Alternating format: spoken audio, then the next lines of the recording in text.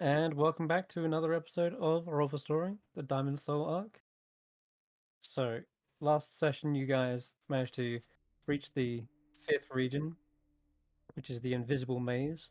You were trying to set up a tiny hut before you got engaged by these um, denizens of this region. There was tiny crystal scorpions chasing. There was a tribe of goblins, and then there was this crystal hulking kind of brute who seemed to command an earth elemental. And you managed to fight him back, but not before he took some very nasty shots at Yuck Mug in specific, and it seemed like he was maybe down here to actually hunt them specifically. You managed to get a short rest whilst you were in the dome. Then, at the end of that, the crystal scorpions finally managed to teleport in and tell you that they were with a being known as the Speaker, and that he was eager to actually meet you, saying that it was prophesied you guys would come and help create this resonance to shatter the shackles. And so, wearily trusting these scorpions, you followed them and met the speaker himself, this humanoid creature, kind of completely composed of crystal. And he speaks psychically into your mind through this kind of strange ringing noise. And he tells you that he knows who you are, that he's kind of heard through the resonance that you guys are the ones responsible for defeating the Khan, and that signifies the time of tremors, the time when the earth will shudder open like a massive maw and swallow their slave masters and free all from this earthy prison that they've been trapped in. And so, with that, he told you we need to get to work. The 5th region is the staging ground for this resonance. He needs a number of crystals to be set up in a network where he can channel these immense hypersonic waves. Effectively, you can see them right now. There's these towers on that region, and on the towers you see these crystals that kind of float, and they were ringing. And you even discover this during the battle, that when you cast like a thunder damaging spell, it sort of amplified it and reverberated inside the walls, like you're in an echo chamber. And he says that with enough of these crystals set up, we can effectively shatter and break away this layer. And in doing so, it will also reveal the path for you to reach the 6th region. So you need not worry about traversing this maze at all, should you be able to help him. And there's one last thing, and that is there's this gigantic crystal. This is the sort of nexus, the the bell that will sort of ring and create the first sound that will resonate through the network. And he told you where this is being kept, where this is being securely hidden. And he and the other Chrismals described what are known as the Carnifex constructs. These constructs were made by the Tao, and they said that they were used for one purpose and one purpose alone, and that was to wipe out the Chrismals, effectively subduing them and turning them into um, another kind of race for them to enslave. But yeah, so whilst these constructs practically committed genocide on their kind, they then took over this section of the 5th region and turned it into sort of a Dao palace. That Dao palace has since turned to ruin because they are not the only denizens on this level. There's a reason why the Dao usually stick to the 1st and 2nd regions, and that is because the deeper you go, the more tumultuous and volatile the earth becomes. There are things known as Sarthak worms, who apparently are these gigantic creatures that bore tunnels through whatever they please. It's almost like they turn rubble into butter. they just churn through it, creating networks of tunnels. But that could also be a in for you guys if you wanted to, rather than face these things head on, try to circumvent some of them using these tunnels. But you've got to be careful because you're trading one danger for another, and it's likely that there's enough of these constructs to patrol areas. So, but that's the plan as of right now. You guys headed with the goblins that you met, who are indeed the sort of another monastery dedicated to the frozen flame. And Ladorvu came through this region and taught the goblins everything he knew so that they could protect themselves and defend themselves from all the dangers down here. And since then, they've actually managed to take back another Dao monastery, another Dao palace. They converted it into kind of temple and monastery. It's very modest. See all these little Zen gardens everywhere. These beautiful rocks that have been decorated with spiral carvings, and yeah, there's just general air of kind of peace and tranquility about this area. You've met Master, where is he? Master Vermilion, who is one of the monastery's um, teachers here, and he's been overseeing Kesh'an's training for a little while, whilst everyone else is kind of getting some R&R. Kesh'an has been effectively punching rocks, doing backflips, staring at flames. And at even one point, Master Vermilion used quivering palm on Kesh'an, which would have killed him had he not survived his con save. So we're talking about the most vigorous, death-defying training he's under, and he managed to do this, and he's unlocked quite a new set of skills, or rather, he's kind of empowered his own features and using them in a different way. And the feature we got up to last was when Kesh'an was trying to master the Steel Mind. You got this goblin to cast Dominate Person on you, and you've overcome paralyzation. You've overcome like charming, and you've overcome fear before in very similar fashions by sort of stealing your mind and concentrating. But as you try to do this, you feel your body getting puppeteered around and thrown off focus,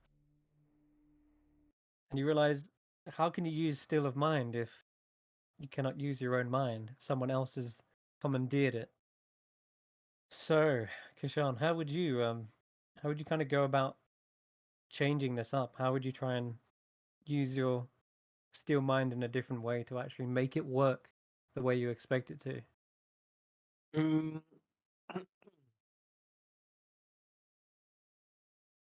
trying to think how we ended last time because it was just a case of I'd been taken over, like completely.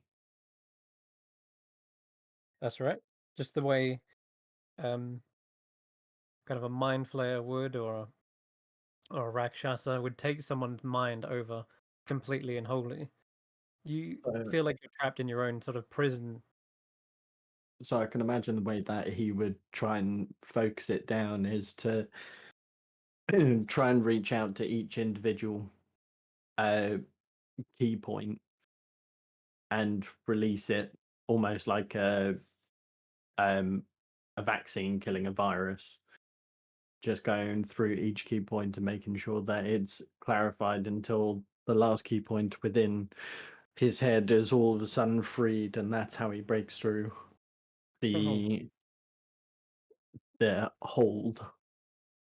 okay. Yeah. So there's this sort of idea that you're stuck in this prison in your mind, and you've only got like one point in which you can really interact with. Mm. But knowing that your key is also like a network, it connects to all things, even if you have control over just a single point, single vector. You can sort of send a surge through that point that spreads to all other areas of your body, sort of, as you say, killing a virus, but also overloading your key and sort of expelling things from your body, and in a way that might work. Tell you what, Kind of then. feels like a mission from Metal Gear Solid going on within Kesh'an's body. Yeah, totally.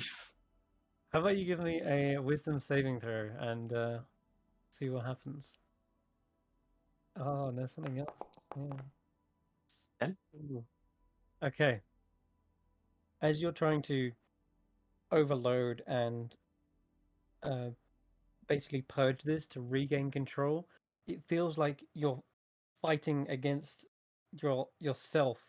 As you try to overload this key, it does sort of the same thing, and the virus at certain points, this spell, the dominate person, uses your technique against you. It's like almost like the goblin can tell what you're doing, and in your own mind sends mixed signals to actually counteract this.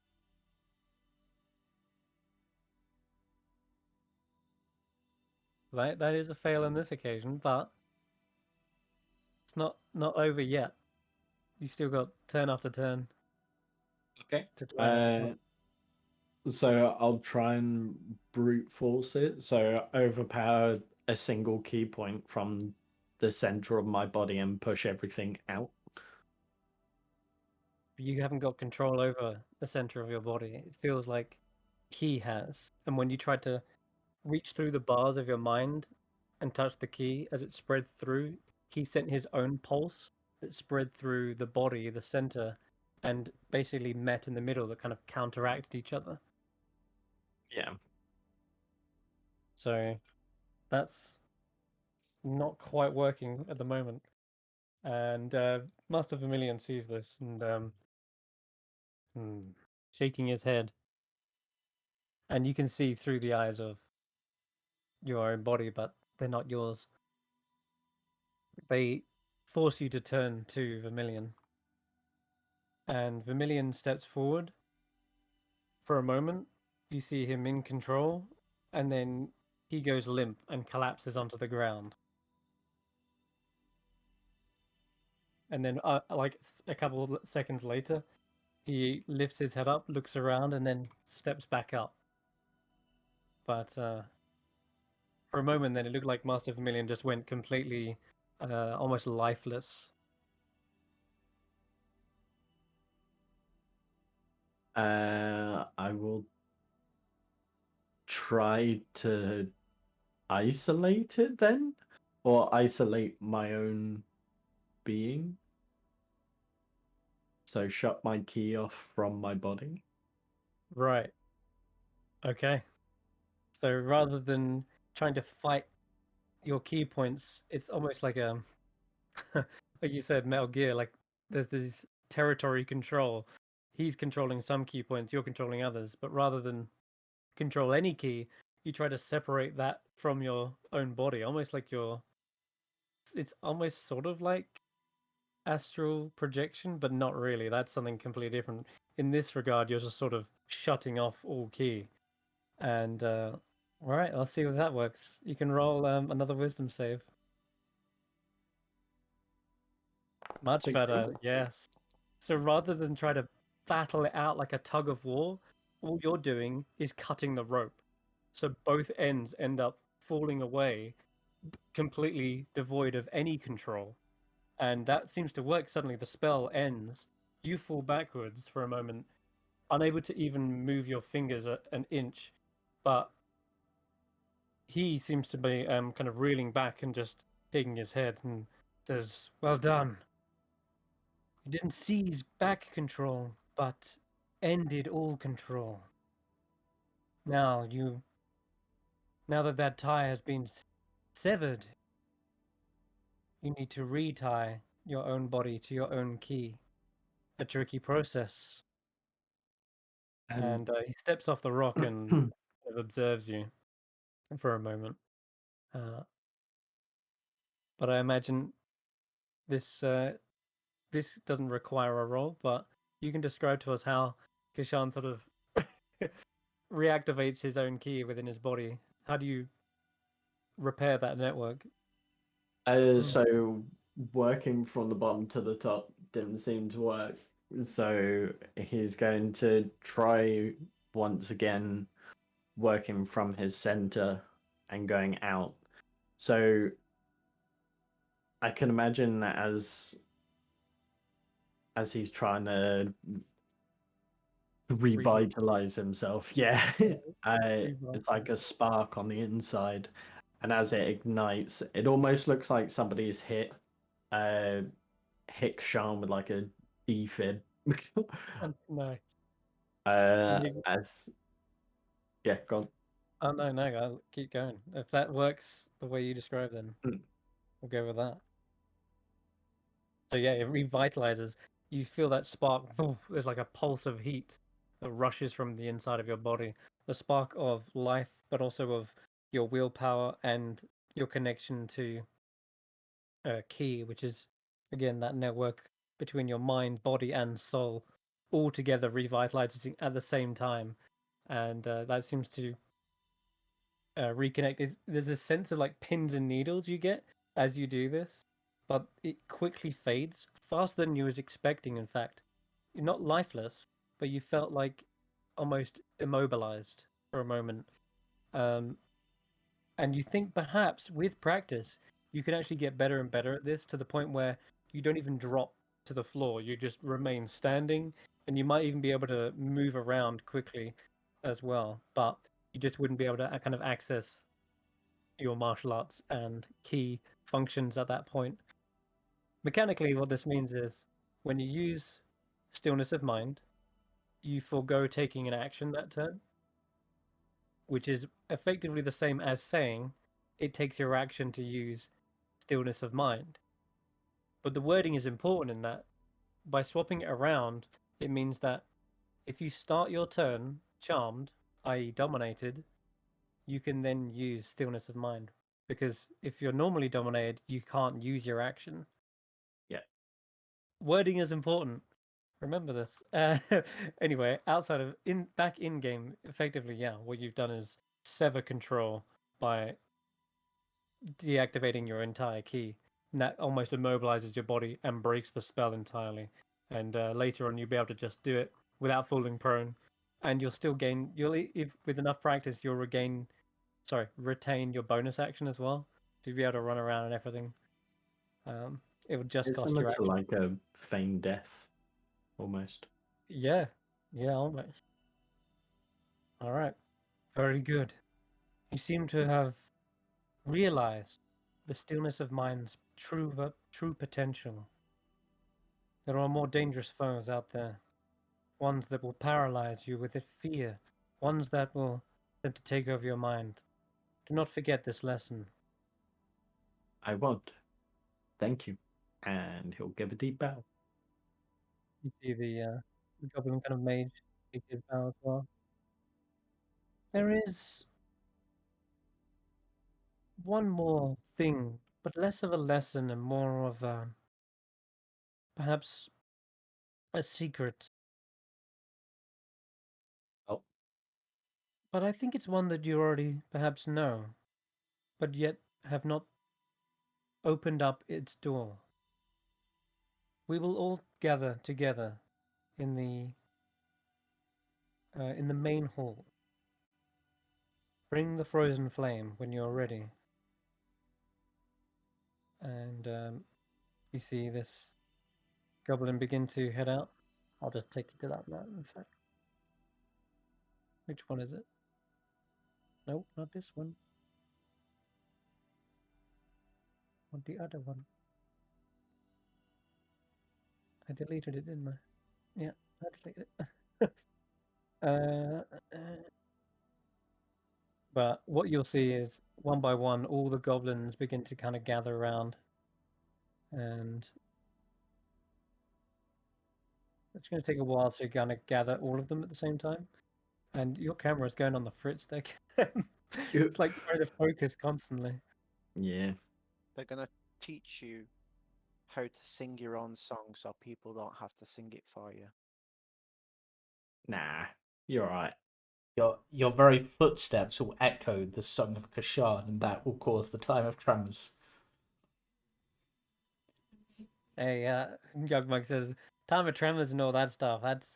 Has nothing to do with us. That's the Chrismals weird cult, all right? Yeah, we're just having fun.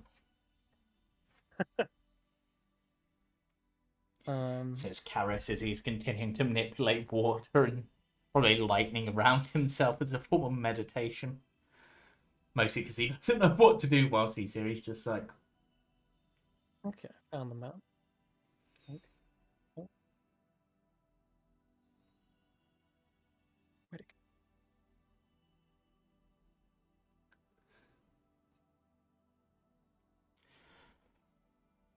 So, as all the goblins kind of gather around in the central area, they seem to have like ceremonial robes on, but they're kind of taken off all their battle gear and their armor, all the stone helmets, all the stone kind of shoulder pads and breastplates have been put away for the time being, and they've just got these simple, modest garments on, and they all kind of begin to sit in a circle around, waiting for you in the center. Here we go.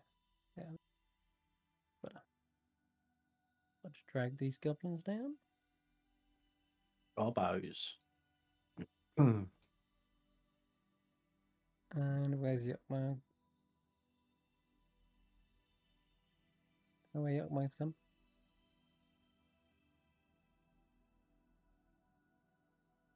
Oh yeah, here they are. And you're kind of approaching perhaps from down these steps here. You're going to learn to fight for your right to party.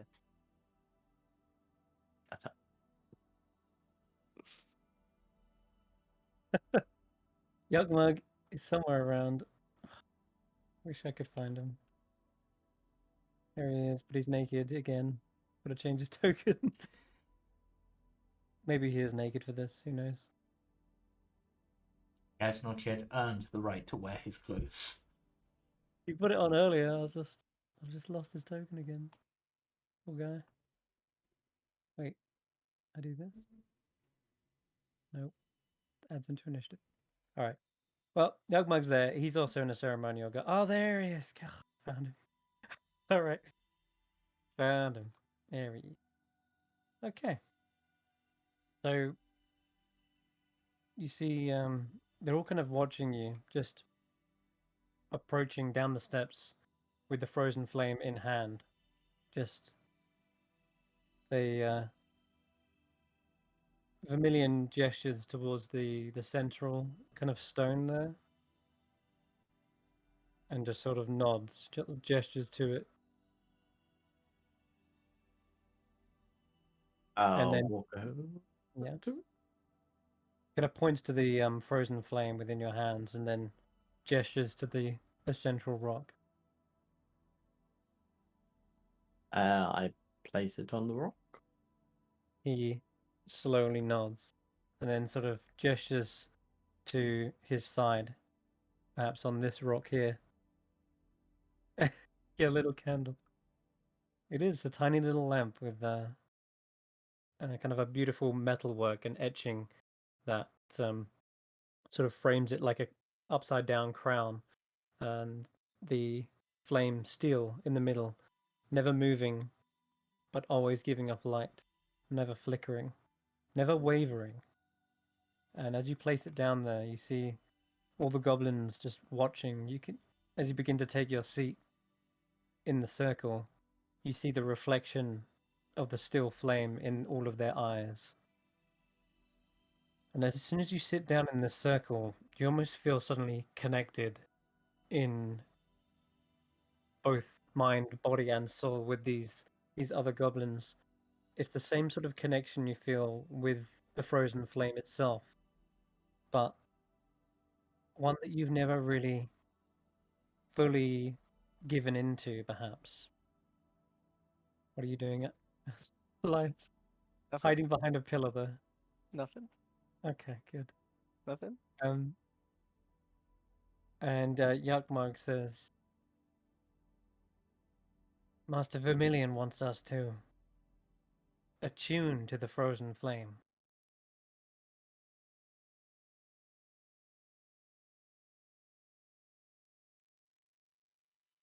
Okay.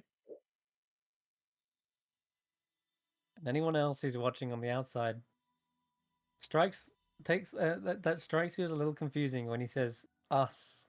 He wants us to attune to it.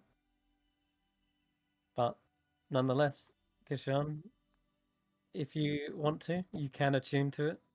It does take up an attunement slot, so you'd be giving up something else. One of either the Amulet of Health, the Cloak of Displacement, or the Mystery Egg. I know it's a tough decision. They're all pretty good. Man, monks need an additional attunement slot. I'm giving you lots as it is. If you want my out of game suggestion, it's the Mystery Egg. It doesn't. I know. Do you know what? I was thinking the exact same thing, because I'm assuming the only thing that I gain from actually attuning to Egbert is just the shared That's right. Yeah. effect. If you get affected by 2 status conditions, then the second one doesn't apply. And I don't really want to hurt Egbert anymore. And Oh, I think sometimes you in just gotta stop being so clingy to the egg. Let it go. Let Did you it say go. Let it main character? leave the nest. Yeah, Now, I wouldn't. that already was a very kind of experimental homebrew item I came up with, and I think it would work better on classes that aren't immune to poisons, diseases, can overcome fear, and charm. There's a lot of nasty status effects out there, but oftentimes when you're affected by one, you're usually kind of out of the fight anyway, right? There's no point in piling on statuses. Why would you need to paralyze someone you've restrained? Or why would you need to restrain someone who's paralyzed? Why would you need to poison someone? You get the idea, yeah. I can imagine that Kesh'an pondering over this will probably feel like something in his brain just kind of like almost tapping him on the shoulder as he feels the energy coming from Egbert. As he looks down, he gets the feeling of, do you know what? I don't need protecting anymore. I'm able to hold out on my own. Egbert's been looking out for me, but I've been putting a lot of stress on him. I think it's time for us to part ways on that side, and him to remain my son / daughter / bird statue. That's great. My egg, a good egg. You feel the feeling is mutual, Kesh'an, because you're still attuned to it at this moment. You sense that feeling is very much shared, and you kind of get an image of the bird sort of hatching and taking flight. A hopeful image of the future when one day the egg might not need protecting either, and it will spread its own wings and fly. And He's grown up so fast. yeah. And in fact, as you begin to let go and you set Egbert into the sand, into their own little nest, as soon as you do that and the attunement breaks, is when you also see a crack form in the egg. Oh, you broke Egbert. And he hatches. Let's see. Dies. Let me see. I'm gonna roll a d100 here. Oh boy, I didn't expect to roll that high. The crack connects to another crack that had been made previous, and it fissures and spiderwebs over the egg, and you see bits of it falling and peeling away, but it's made of this kind of ceramic, so it sort of makes that ceramic kind of scratching noise before it does shatter into tiny pieces. It seems that the moral of the lesson, the moral of this lesson is all you needed to do was let go.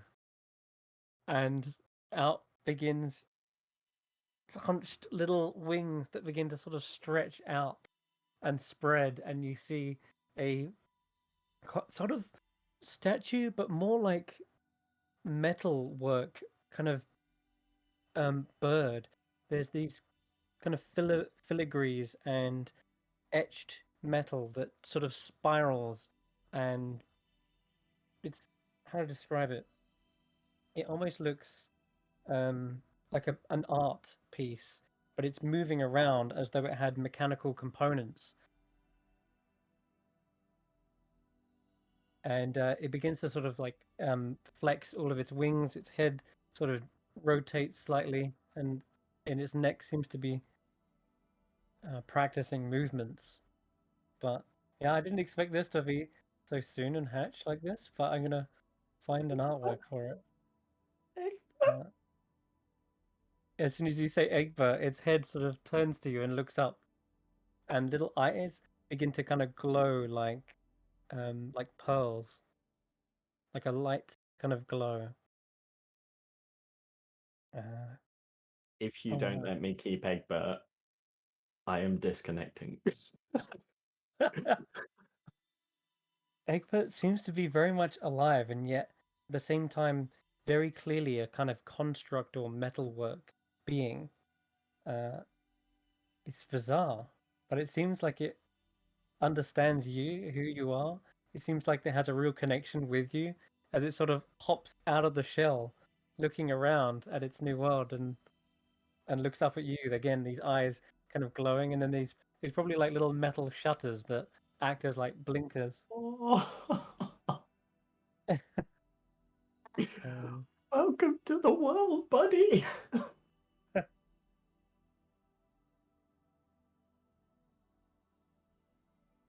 There's yeah, I gotta find an artwork for this. 'Cause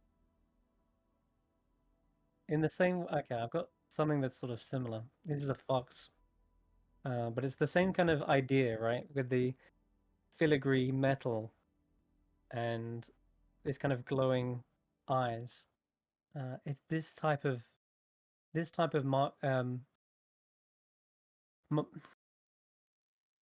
masterwork kind of make. So cool. Let's see if you can find something else works. Oh yeah, here we go. Okay, What this about sort of what about the songbird from Bioshock? Oh That's my very, god. that's very Oh. metallic rock. Yeah. I've got another image that sort of shows it better. This is the peacock, but I imagine that it actually does have, as you see it fully emerge from the shell, that it does have these long, elaborate tail feathers.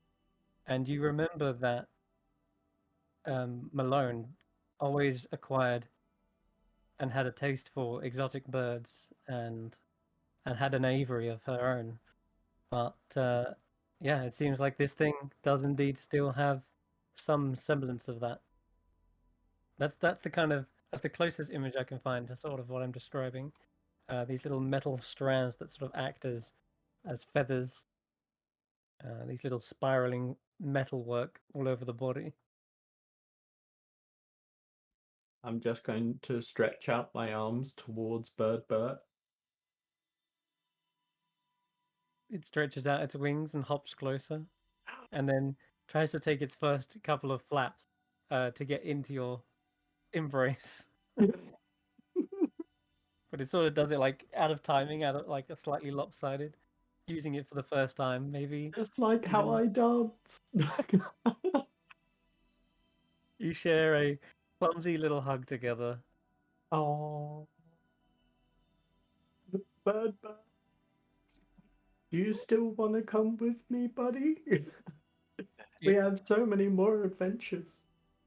As you say that, it tries to like claw up you and hop onto your shoulder, and then sort of rests its head against your cheek.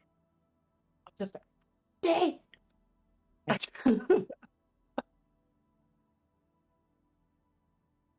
And then it sort of probably maybe like tries to pluck a whisker. Ah. I'm ready now. The rest of this ceramic egg is still shattered on the sand here, but you can sort of sweep that away and then center yourself with Egbert now next to you. I'm going to keep a little bit of the ceramic shell because when he grows up, I'll want to show like memories and things like that. Yeah. Andy would like to pilfer some of the eggshells. Yes, they can. Absolutely. Wow. And Don't come over and say hi to my son, just rob him first. She didn't want to ruin the moment.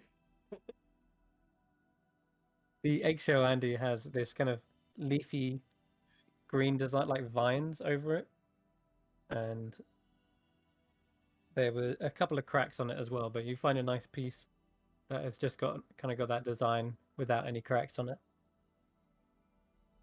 And yeah, you remember that leafy vine only appeared when you charmed Kesh'an.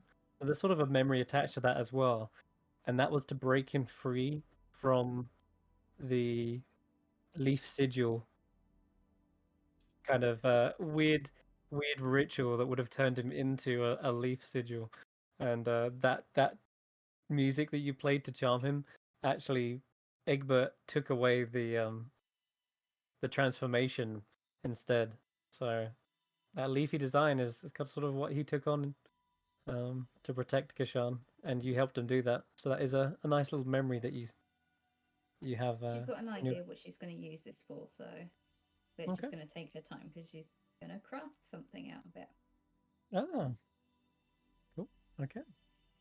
I'm just correcting all of the items for the mystery egg. I've just gone rid of the descriptions and changed it to my mechanical son. Beautiful. All right. The Goblin Mage here says, "Are we ready to begin with the meditation? Then let us connect minds, connect flame." And they all stare at the flame. And in doing so, in this kind of circle, everyone is almost within eyeshot of themselves as well. And as you slowly begin to meditate and attune to the flame, while seeing the reflection in their eyes, you sort of see the flames begin to slowly merge from their eyes to the center. Almost as if they are all attuning at the same time you are as well. And you didn't know if this was even possible. A magic item that can be attuned by more than one person at one time. But the frozen flame seems to be more than just that. Legendary item? An artifact of some kind? You're not exactly sure. But it feels like everyone else knows. And it feels like perhaps you knew all along that it had the possibility to be attuned to. You just needed everyone else to sort of help you at the same time. But not necessarily help you, but more like just sort of, you didn't have to do it alone. Maybe you didn't want to do it alone. The frozen flame represents not you, but the monastery. It represents everyone who trained hard, taught you, and worked with you. It represents the hardships that people have had to overcome. It represents a fresh start, a clean slate, where they can atone for their past and make something of their life. And it also finally represents enlightenment. And as that word sort of rings in your head, the flame burns brighter in your mind, and you feel it as though everyone else is connected. This is sort of almost like a campfire, and everyone's gathered around as a shared unity is enacted. This brings forth features that you did not know the frozen flame possessed, and that as a result now extend to you. Kesh'an, you're now proficient in wisdom saving throws, as when you are subject to a mind-altering or will-bending effect, that effect does not bend you. It attempts to bend the Frozen Flame Monastery as a whole. And together your will is strengthened by being a whole. Yeah. So not only that, as you attune to it, I'm gonna show you the rest of the features. It should be on your sheet now as well. Yeah. There is a new feature called Deflect Energy. So the experimental, but we're gonna try it. The Frozen Flame is an encompassed sort of cold and fire, and this may take practice, but while attuned, you can use your reaction to deflect a missile when you're hit by a ranged attack of either acid, cold, fire, lightning, or thunder damage. So the same list as absorb elements or protection from energy. When you do so, the damage you take is reduced by 1d10 plus your dex plus your monk level, just the same as what you're used to with deflect missiles, except when you reduce it to 0, you can catch the missile, i.e. the energy, if it is small enough to hold within a hand, and you can use at least one free hand to throw it back. And it doesn't cost key. It doesn't cost any key to do this. I put it as 0 just to hit it home, because normally it does say you spend 1 key. I've changed it to be you spend 0 to make a range attack 20 to 60 feet with the energy that you just caught as part of the same reaction. And the attack is treated as though it's a monk weapon, right? So you have proficiency, and you can use the monk weapon damage for the attack as well. Should be like the number of d4s. Karius, you just got your new sparring partner, bro. Yep. So, Chris, Karius is just like, and now lightning bolt. Yeah. Chris, Yes. so you know when they wake up from their trance after being attuned to this item, do you remember the scene from Beetlejuice where they stand up and start dancing? Oh no. Hello, Kesh'an. Otto's irresistible dance. And you're trying to cast it on Kesh'an. Kesh'an? Oh no. The moment he wakes up from his trance, he's gonna think that this is a part of the Frozen Flame. Oh god. Okay. Also, Sure, there's no save something either. you just mentioned about the whole charming thing affects the whole of the clan. By chance, would it affect all of them? Essentially, he's trying to use this brief connective moment to channel the effect through all of them. Oh, Wow. I mean, You're a dick. That wasn't my intention, but after you said that, I was like, I wonder if it does. well, in this moment they are very connected by the Frozen Flame. No, normally it doesn't, but Yeah. just for the The comedy giggles. value, we will let this slide, and we will let you be able to cast it on effectively everyone at the same time, sort of using it on the Frozen Flame almost And as a whole. Elias is begging to die. Elias is sneaky right now. I'm gonna show Yeah, you where Labella You're in went. direct line of Karius, who's just sort of watching you, just like, Just think of this though. We've been through a lot of negative stuff. Karius almost dying a few times. A lot of battles on the run. This is a fun moment. It's gonna be. I like the sound of that.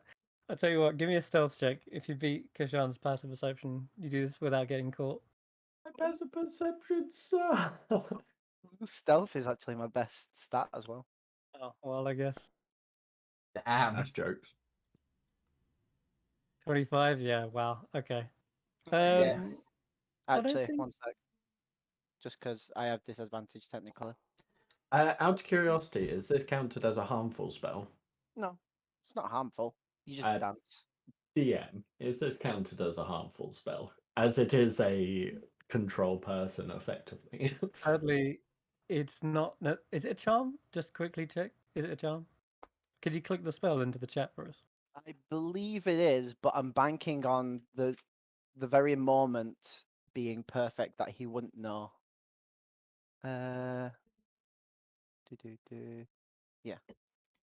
Yeah, it says specifically that creatures that can't be charmed are immune to this, so that would suggest that it Perfect. is a Okay. charm effect. All right, it is a charm effect. There is no saving throw, but using stillness of mind, you could overcome it. Unfortunately, you've already used Would stillness also of my mind. sanctuary pop. Oh, I see what you're asking for. Yeah. um. No, for the comedy value, just let I it go don't think through. your sanctuary is up at the moment. I'm not sure. Well, it's you up attacked. from the time of rest. Yeah, and you haven't had a rest yet. Well, And you no, definitely a short attacked. rest. Oh yeah, the training. Never mind. That makes Let it sense. go. All right, it goes through. Kesh'an, you suddenly feel a rhythm as soon as you're connected to the goblins. It's almost like they too have this sort of sense of an irresistible sense, we could say, to get up and get down, and they start boogieing to some sort of beat that's not heard. There is no beat, weirdly enough, but in your minds, it feels like there is an absolute salsa going on. Is that? Is this Chicks and part of aura. something? There's something going on. It's like something in the soul.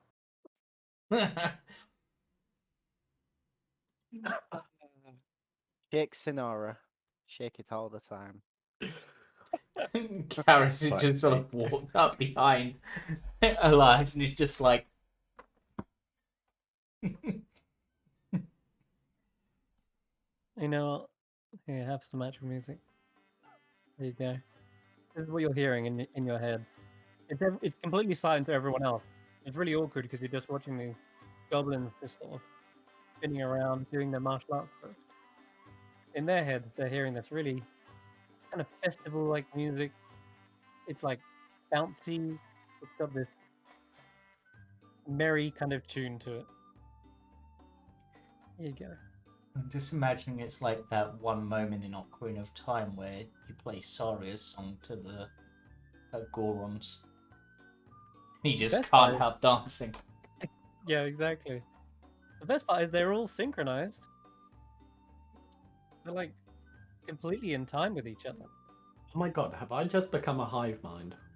A little bit. Any moment could be made better with a bard.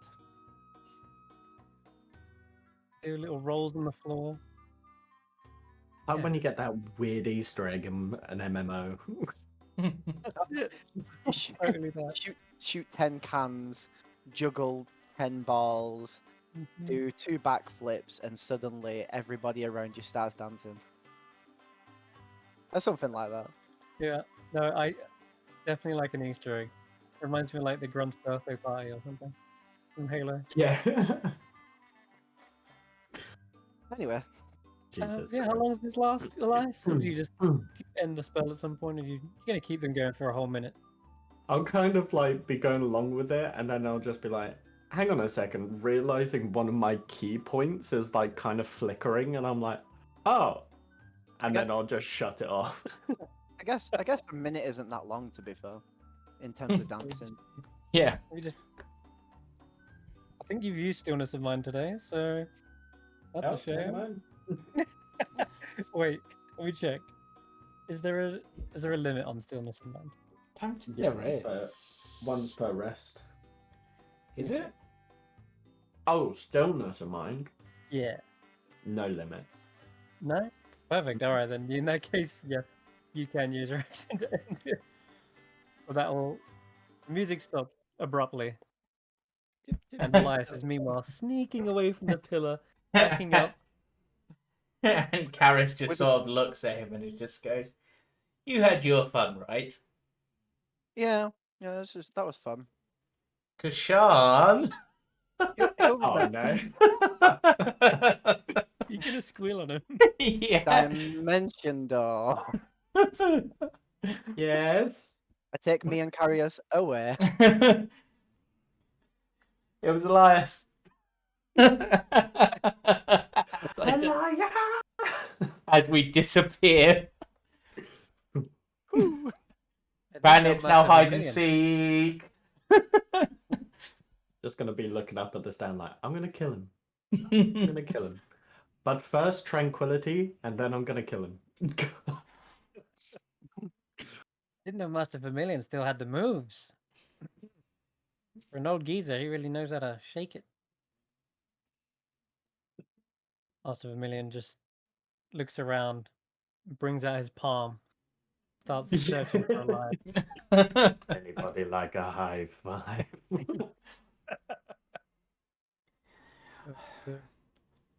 Some of the other goblins seem to be laughing about it. It's a shame How's there's not two more of them. Oh no, there is 1, 2, 3, 4, 5, 6, 7, 8, 9.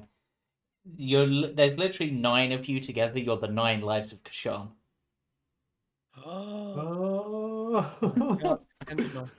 Totally intentional. And goblins are just bald cats. Yeah, they're literally Sphinx cats. How's the frozen flame looking after that? The frozen flame still remains. Ready to boogie. Frozen, unmoving, unflickering. But First time the You flame see- moves, breaking it down. it doesn't seem to have moved at all in any capacity. But you definitely feel like a closer connection to it. And as you do, there's this sort of it's so contradictory, so bizarre that you can feel its warmth, but almost surrounding that is an air of cold. It doesn't make any sense whatsoever, but perhaps it's more of a spiritual cold. What I'm here for. Mm-hmm. What I'm here to find out. So I'm just going to go towards the frozen flame. Go back to the frozen flame. Before retrieving it. Okay. And the white maged goblin here says, an interesting artifact that Nordorvu left behind, but not the only one he left behind. Oh. We'll talk more in the morning, but just know that he gifted us this new monastery his armaments in hopes that we would defend ourselves against these slave masters and dangers of the earth. We will need to arm ourselves for tomorrow, for when we go to do battle with these Carnifex constructs, we will need all the strength the Lodorvu can aid us. Oh wait, they're fighting with us? Wow. Indeed. That was the whole No, point. though. We will not let you face this battle alone. If the end goal is to free everyone on this planet, then it is a worthy cause to die for. And the speaker looks like he nods and almost kind of floats forward, hovering slightly, and says, "This is a turning point in the histories of the Earth plane. It seems the resonance has reached you. Perhaps you can hear the crystals as well. Perhaps you can hear their song as clearly as I. You speak as if you do." And they just turn around and go, Gugmug's like, "No, we just want to do what's right." And our gut's telling us this. If this is going to help, then it's worth it. Even if it means our sacrifice. You're starting to sound like Ladorvu every day. The speaker takes a bow towards Yugmug It says, "For now, you may rest.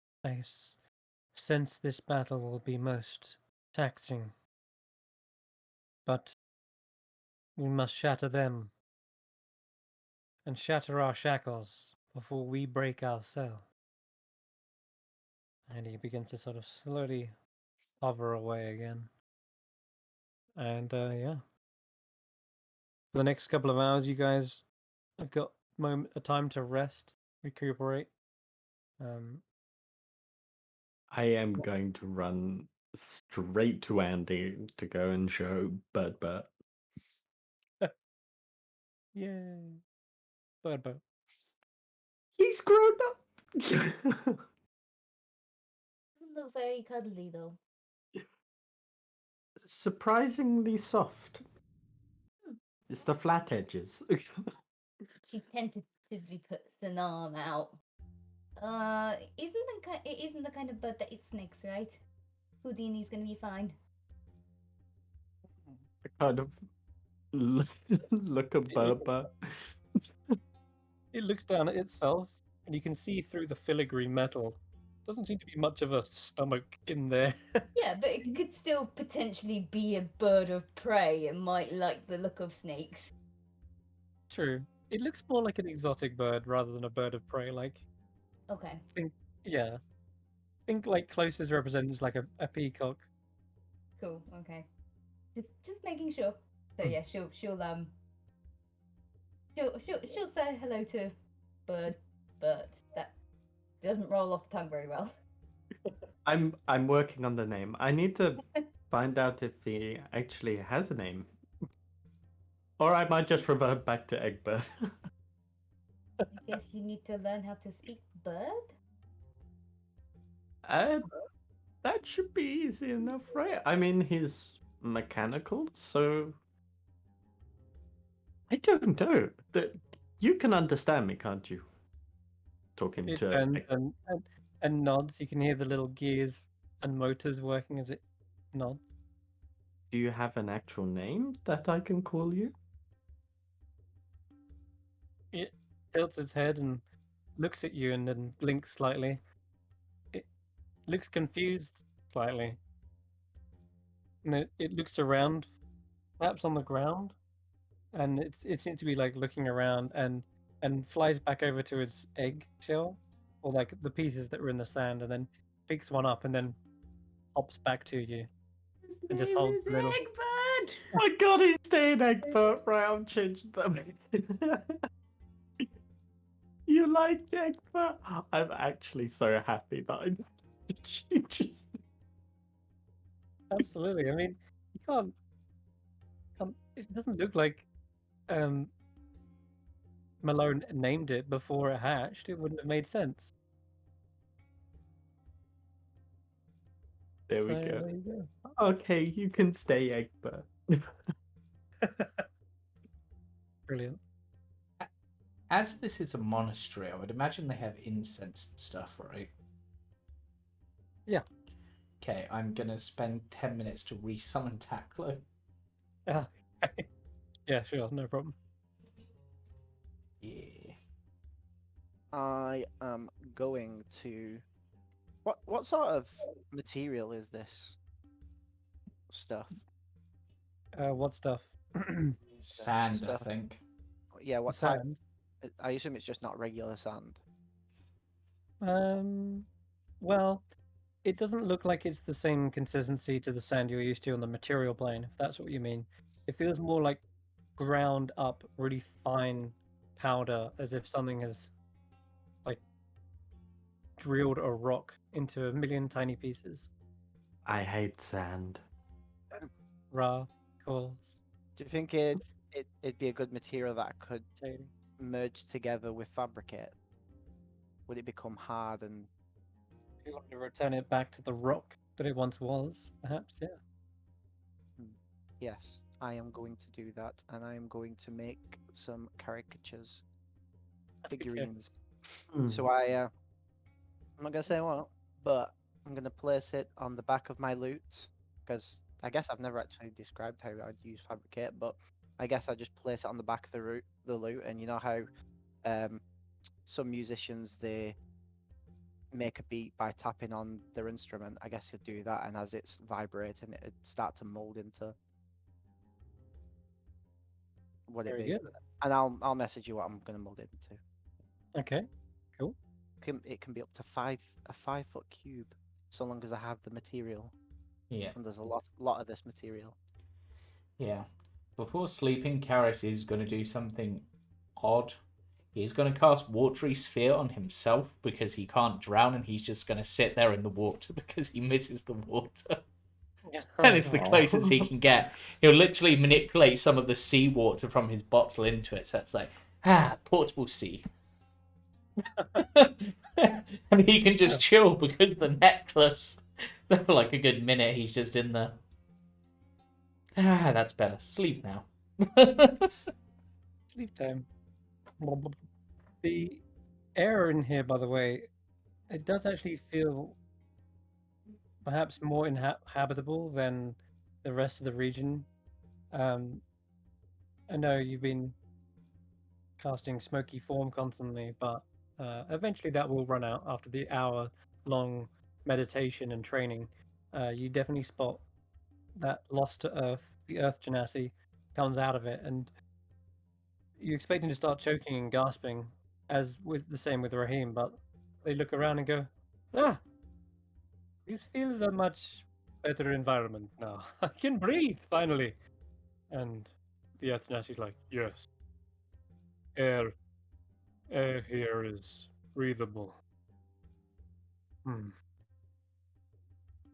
He takes a little seat and perches himself on the edge of the massive sandpit. It looks towards you, Eirina, and says, thank you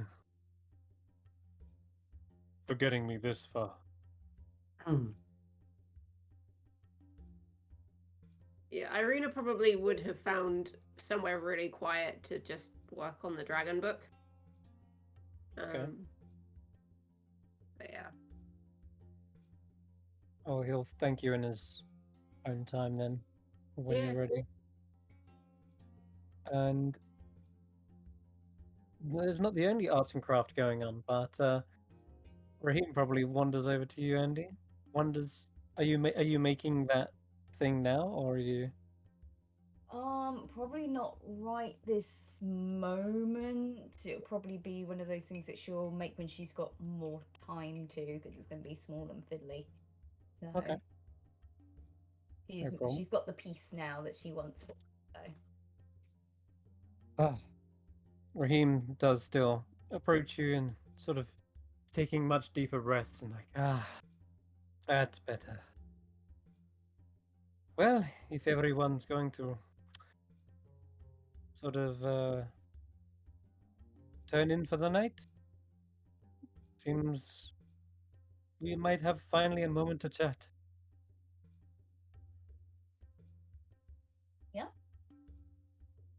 I'm sure you have many questions. We seem to be safe now for the time being, but no doubt this is the calm before the storm. But now's a good time. If you wish to ask me, talk to me.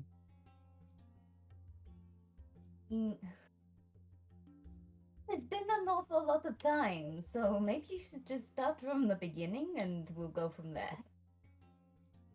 Like, what happened after you... I mean, how did you actually feel it when you got beheaded? Yes, every moment it was painful. I died, Andy. Fully Yeah, died. I know that. I watched it with my own eyes. It was awful, and I still have this phantom pain. And So, like, did you know it was This- coming? I didn't expect them to take such drastic measures, but I mean, you were a wanted criminal. of course, that was for many things. But petty crimes, we're not talking about execution. I thought the worst they would do is chop off my hands. But this was extreme. They knew something. I think they were trying to lure back your mother. The only problem is mother is on this plane, that plane at all. So it Mm. probably would not have worked. I mean, I've kind of interacted with her, sort of. She hasn't said anything. I mean, I've kind of seen her hands. She's He got looks very nice very hands. confused. What are you talking about? What Hmm. happened?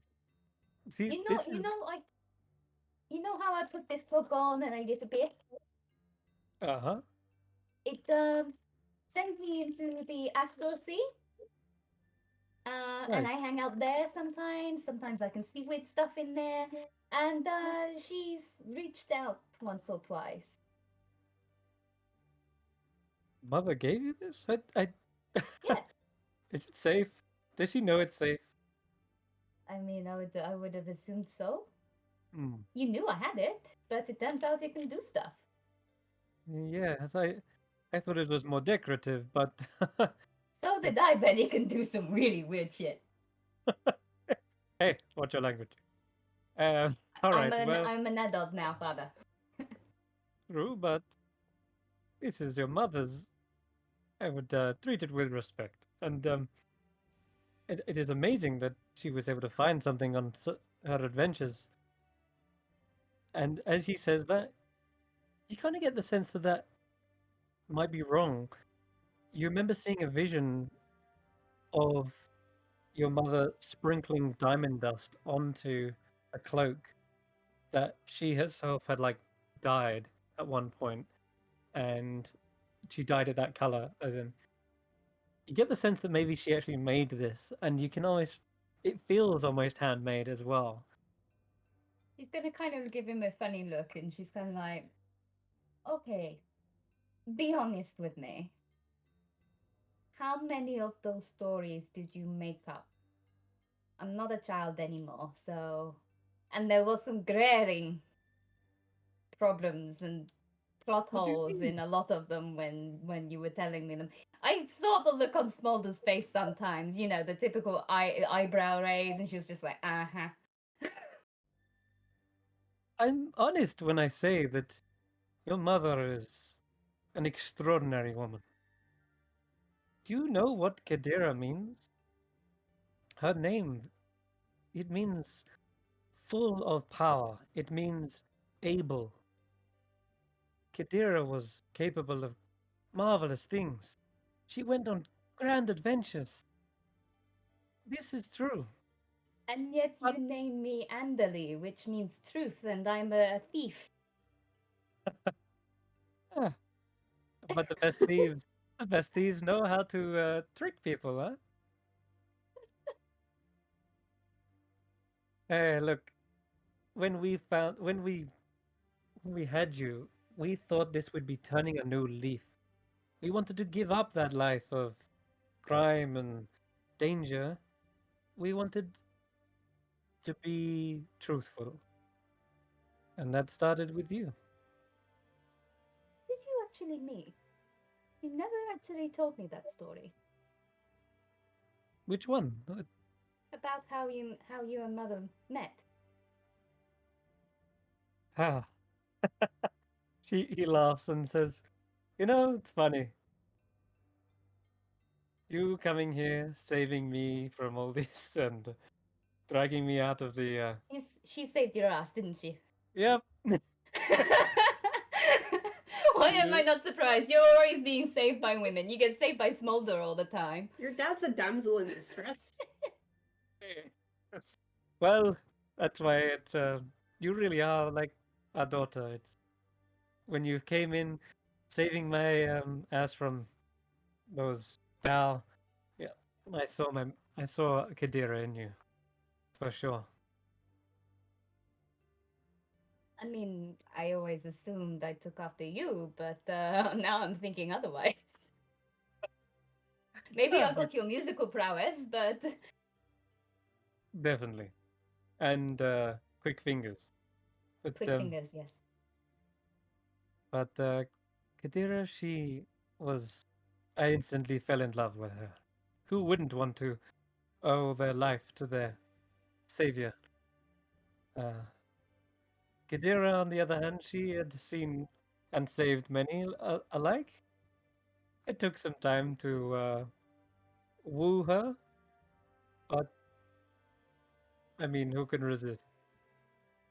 My charm, my musical talents.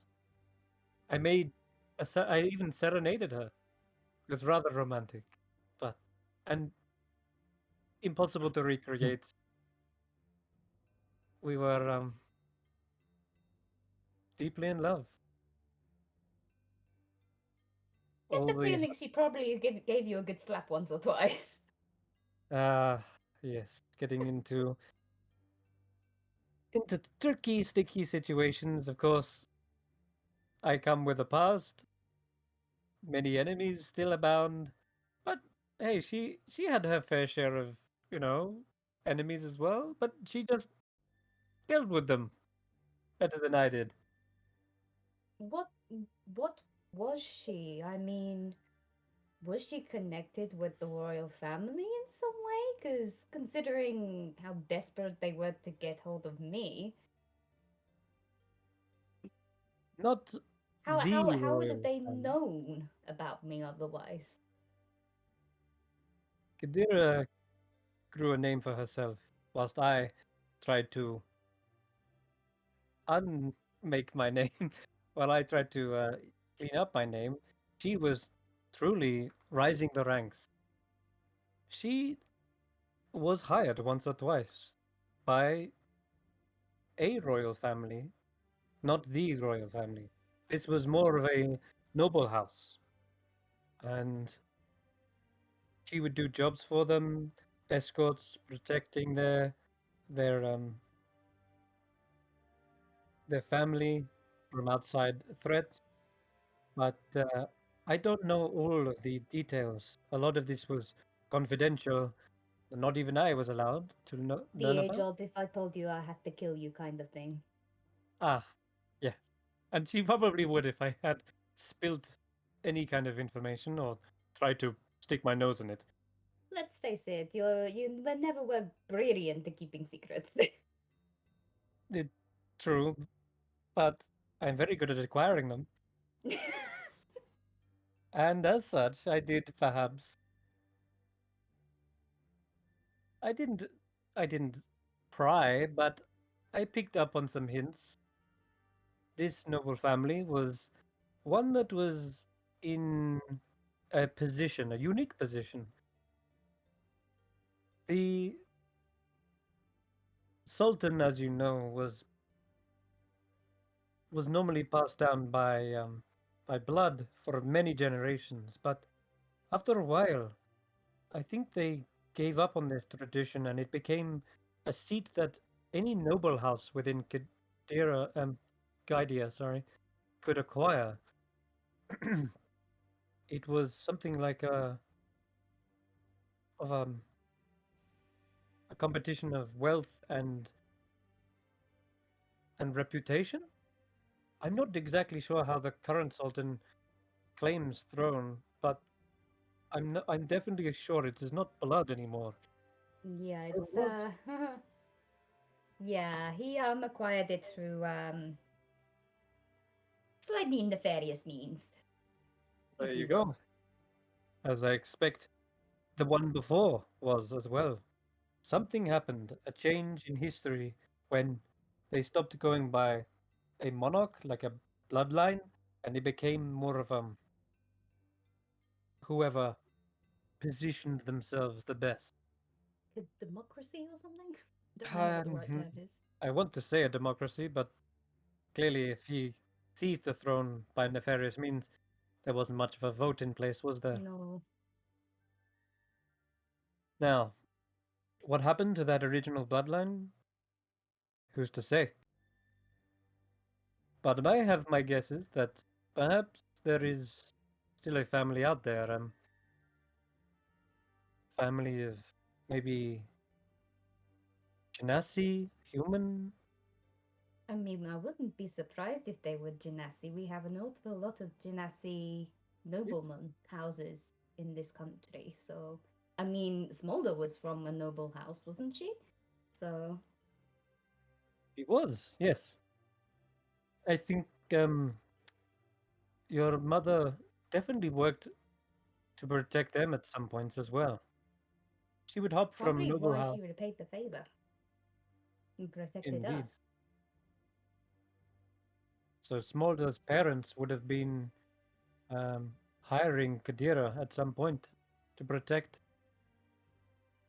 Now, that's as far as I got with my investigative work. Any further, and I feel like it would have had to cross the line, and we don't cross Kadira. So I left it at that. I kind of got this information by piecing together what I could tell on the outside. It's more of a theory than anything, but I think your mother's secretiveness in this matter might have been because she truly was protecting the original bloodline. Who knows? Maybe. But hopefully one day she'll actually show her face completely rather than just a pair of hands. I mean, I don't know if she's stuck or if she's just taking an extended holiday or I don't That- know.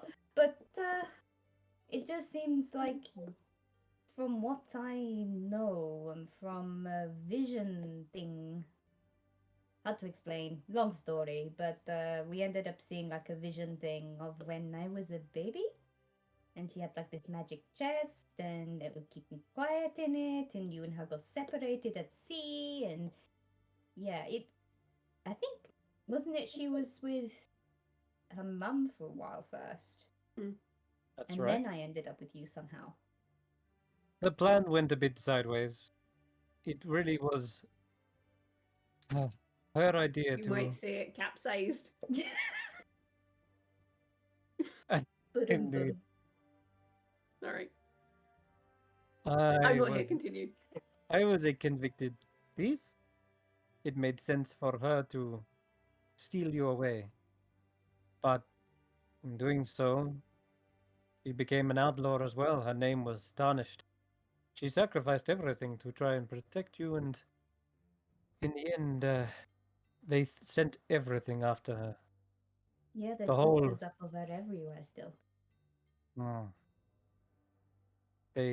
She's a well-known figure, well-known face, especially in Gaidia. Yeah, As I've been mistaken to be her once or twice. we thought her reputation would dissuade them from sending everything, but they went full force. They sent the royal guard to go and find her, and she tried to get passage across the ocean. That was a good idea at first, until they began pursuing her, even across seas. Where exactly did you plan to go if we were traveling by ocean? I would Away. assume we were leaving this land. Why, yes, from Gaidia. Gaidia was the most dangerous place for you to be. The royal guard was combing over every street. At least this way it became more of a chase rather than hiding. So were you And planning to try and get to the mainland or a different island or they did. Apparently we reached the mainland.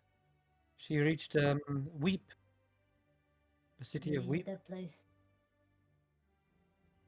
She Been there. had bought. How is it? Wet. Wet. Well, Wet. apparently she and found wet. passage with some locals from Weep, some salty sailors, but it was hard to know if they were trustworthy or not. But They were fine. We met them. you what? You've met them? Oh, well, I mean, they're the ones who had the chest still on their boat, which Kesh'an used as a bed for a while. blinked rapidly for a moment. Okay, well, that's a stroke of luck that you found the exact boat. I mean, he found it quite cozy in the chest.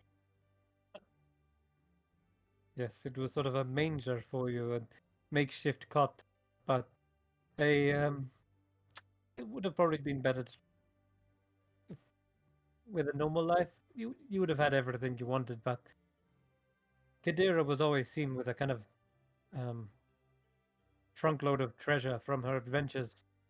She thought she wouldn't raise any suspicions this way. If I remember, the trunk is now on our airship. Because when we came down Correct. from the archipelago, we put it back on. Yeah, we We did. put it on the airship, didn't we? That's right. Excuse me. But yes, the Sultan's elite guard pursued us offshore as well. It's at this point we knew we couldn't keep running. They were going to go to any lengths of the earth to find you. A diversion was needed. Kadira, she said that she would keep them on the run, keep them chasing a false lead. She gave me you, told me to return to Gaidir and lay low while she kept up this goose chase. We didn't really lie low. We were performing nearly every day. But Hiding in plain sight is what it is known as. Look, hiding wasn't a life. Hiding was just survival. At some point, I knew you needed to truly live, express who you are. And if that got us into danger, then I would try and find a way out, buy our way out. But I couldn't just leave you in a trunk. You would get, I mean, you'd get too big, first of all. I don't know, I'm not that big. Maybe a little bit cramped, but I mean, didn't wa- Kesh'an managed to fit in it, and he's taller than me. I knew I couldn't keep you in a trunk forever. I took as long as I could before I felt like people had either forgotten or wouldn't recognize you as you were a child at that point. And what they were looking for was a baby. Okay, they could put two and two together, but still, I thought they'd forgotten. Since minions. Outrageous with all these years, they've been for a baby. Sadly, Kadira, when she handed me you, I had resigned the fact that she would be caught and likely interrogated, or worse, executed. It was the toughest decision we had made at that point. Stealing you back was not a hard decision. We knew we were going to do that. But splitting ourselves, forming this rift in the family, that was the hardest thing we'd had to do. I mean, I strongly believe she is still alive, otherwise she wouldn't be able to reach out to me in the Astral Sea. So, I mean, if she's still potentially running, we need to find her and tell her it's okay. I've heard news of the city that she ran to. Is it true? Have you seen it with your own eyes? Which city? The Shattered City. I have not, but Eirina has, and that's where Smolder is as well. Smolder's stuck there. It was the Do last. you remember when Eirina came with her superior and Smolder left with them? Of course. Yeah. They were I'm going on not some quite sort of sure what mission. happened, but apparently she went strolling in and never came out again. So that's why she never came back. Oh, Smolder. Hmm. There are more lives at risk now. I mean, she was always a tough cookie. Hmm. But it's Hopeful. been over 10 years now. I hope for her safety. Kadira said that the city was the last place she was going to run, trying to lose them in. That's when I left Communication. back. I left at that point to go back to Gaidia, and Kadira left to go to Midra's capital. So the chances are, if we find Smolder, we may also find Mother. Possible. Well, okay. It worked though, in some capacity. The elite guard that the Sultan had sent, his task force, inquisitors, dangerous people. They're like the tip top. He sent his very best, and they all got caught up in this shattering. So, I guess she really did lead them into a trap in a weird way, but a trap that she fell into herself. I fear. I mean, she One probably more didn't know it question. was going to blow up, but I it's a mean, silver lining. I do have one more question for you. Of course. Slightly off topic. What was your relationship with Smolder, really? With who? With Smolder? With Smolder? Yeah, you were very chummy. Well, Smolder would be around like almost like family. And so naturally we always got talking and joking. She loved music. I could play music. Had a few jam sessions. But other than that, I tried to get close to her and know and ask her questions about what Kadira was doing work for her. That's kind of how I pieced a few things together. Smolder told me some things, but not everything. So it's not gonna be problematic if we get Mother and Smolder out? No. Why would that Okay. be a problem? What I are you just alluding wanted to here, Andy? I'm just want to make sure because let's face it, you were a little bit of a flirt. No. You liked to charm most of the ladies. So I may have been young, but I wasn't naive. I saw it. Uh-oh. If you saw it, then Kadira would definitely have seen it. Maybe that. No one's in trouble. Maybe that's why she told me to run off back to Gaidir and hide. Yes, it was. It was hard. Not to inflate your head or anything, but let's face it, because of what you are naturally charismatic. So let's face it, a lot of the ladies did get rather charmed by you. I just wanted to make sure there wasn't anything between you and Smolder that was going to make it problematic with Mother coming out. He shakes his head and says, "No, no, no, no. I shouldn't think there is any problems. There are Okay. other problems. That's not a problem. But There are bigger things at stake than all of this. Anyway, getting off topic. We need to get back to the shattered city and find a way to get in and save them."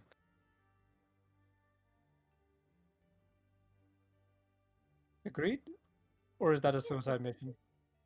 no, it's not a suicide mission. There is other people there that we need to try and get out as well. Eirina knows people who are stuck in there too. And I think there's some other people related Oh. to other people here. It's just you went quiet. I didn't know if it was a stupid idea or not. No. Okay, good. And that is our daring escape, daring prison break, I guess. I have no idea what it's like in there. Maybe it's a prison. Maybe it's just rubble, and we're instead just looking for bodies rather than. I'll have to ask your friend. Yeah, I don't know if can Eirina remember anything from it? She has very vague memories, but nothing she can really piece together. Yeah, Most likely shattered memories. Lots of glass shards, and it was very dark, and dragons, and Remember Dragon. It's almost as if her memories were also shattered into pieces, and trying to fit them together is like a puzzle. All right, now, there's anything else you'd like to talk about? You can Yeah, ask you're me. not getting the violin back now. I passed it on to you. It's fine. I will make my own violin. This one will be better, more powerful. Although I Wait. will need that one spell from it. Just once we get the diamonds, I'll need you to cast that spell for a few days. Do you actually know how to make a violin? It's a very long process. I've strung violins and repaired them, but not from scratch. That's not the same as making them. Well, I've seen that what's his name, Elias fellow? He seems very good at making things out of nothing. I'll ask him. The quality If of you the can- violin, of course, is based on the maker's handiwork. That's true. Yeah, I think Well, you can try if you want to. I'm not going to stop you. he's using that spell right now. I'll ask him. And I think there's a nice little place to end scene there. That's Raheem. Yeah, and But he's before- just going to curl up somewhere and go to sleep. Before he strolls away, though, he actually does run back and then kind of hugs you from behind and then says, "Glad to have my daughter back." Good to And finally then, have my father back. Even though I'm still a little bit mad that you disappeared for so long, but that's all water under the bridge. Thank you. It feels good you now know the truth, as your namesake suggests. And he backs away. Then, right, Toodles runs off after Elias. Elias, did you finish making whatever that these figurines were? Would have. Yeah, I'm sure it's a quick process. yeah, it is. Raheem approaches and says, "Ah, you, long-haired, pretty boy one. Thank you. You are a master with the magics, I see. I was wondering, now that my daughter has stolen my borrowing my violin, I was wondering, could you make me a new one? We only need some wood, right? Is this how that works?" I probably would need some metal as well. I would think. Yeah, right. It's not. I assume they're not fully made of wood. All right, They well, are 100% wood, and you'd need steel for the strings and Wood glue. horsehair for the bow. Yeah, and a little bit of wood glue So would that you? shouldn't be too hard. And something to be rosin. and varnish. Mm. I'm sure they've got scrap wood around here somewhere. I'll go find it. I can. Wood. I could My make God, you the. scrap Oh wood. no! I guess I could make you the base then, and then you have to varnish it yourself. I can give it whatever design you want as well, but yeah, Maybe. you'd have to varnish it yourself and add the strings and. He runs off after a goblin and tries to flag him down. You there, small gobbo. Got a question for you. And the conversation goes down a hallway. Eirina's in trouble. Spruce, willow, maple, ebony, and rosewood. Yeah, mine's maple rosewood. If there's anything else anyone wants to do before a long rest, I was going to attempt to practice with Kesh'an on his new deflect energy thing just to test it out. And I'm just looking at my spell list and be like, aha, I can use... No, wait, that's not a ranged spell attack. That's not a ranged spell attack. Nothing I have is a ranged spell attack. They're all What? saving throws. oh wow, okay. I was just like, oh, I'll use like... No, wait. It's true that there isn't that many. Yeah. Mostly cantrips like Firebolt, Ray of Frost, Yeah. that kind of thing. But Yep. So, it's something nice to have in the back pocket if it does come up. So Yeah. But Yeah. Kesh'an will likely have to train with one of these more spellcastery goblins to get it mastered. Otherwise, in the meantime, you guys will acquire a long rest, and you can breathe easy in this environment as well, thankfully. So do that on your sheets. Yeah, just seeing if I'm trying to make a decision if I want to change out any of one of my cleric spells. Okay. Actually, wait a minute. Am I down a cleric spell? How many cleric spells you meant to? No, wait. I'm now misremembering myself how many cleric spells you get. I want to say it's your cleric level plus your wisdom modifier. Means I should have a third. Yeah. Yeah, it is.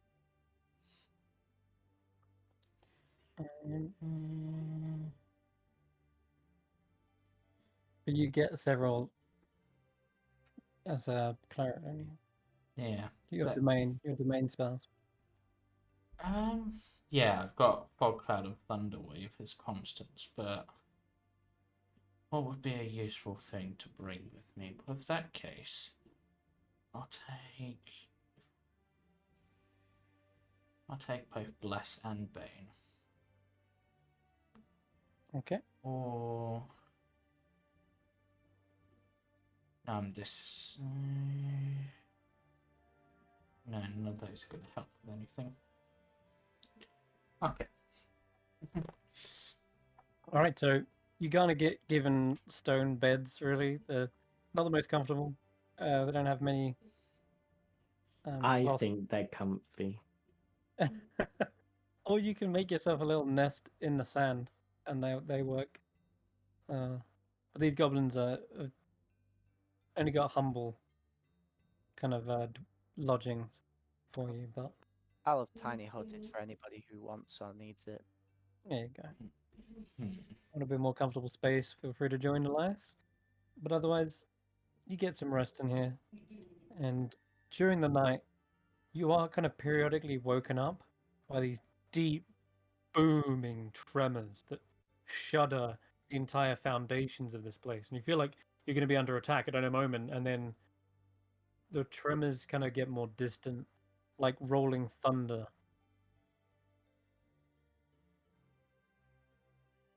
And then you find yourself falling back to sleep, just as you're drifting off again. Doom! Another kind of boom through the air. I have a question.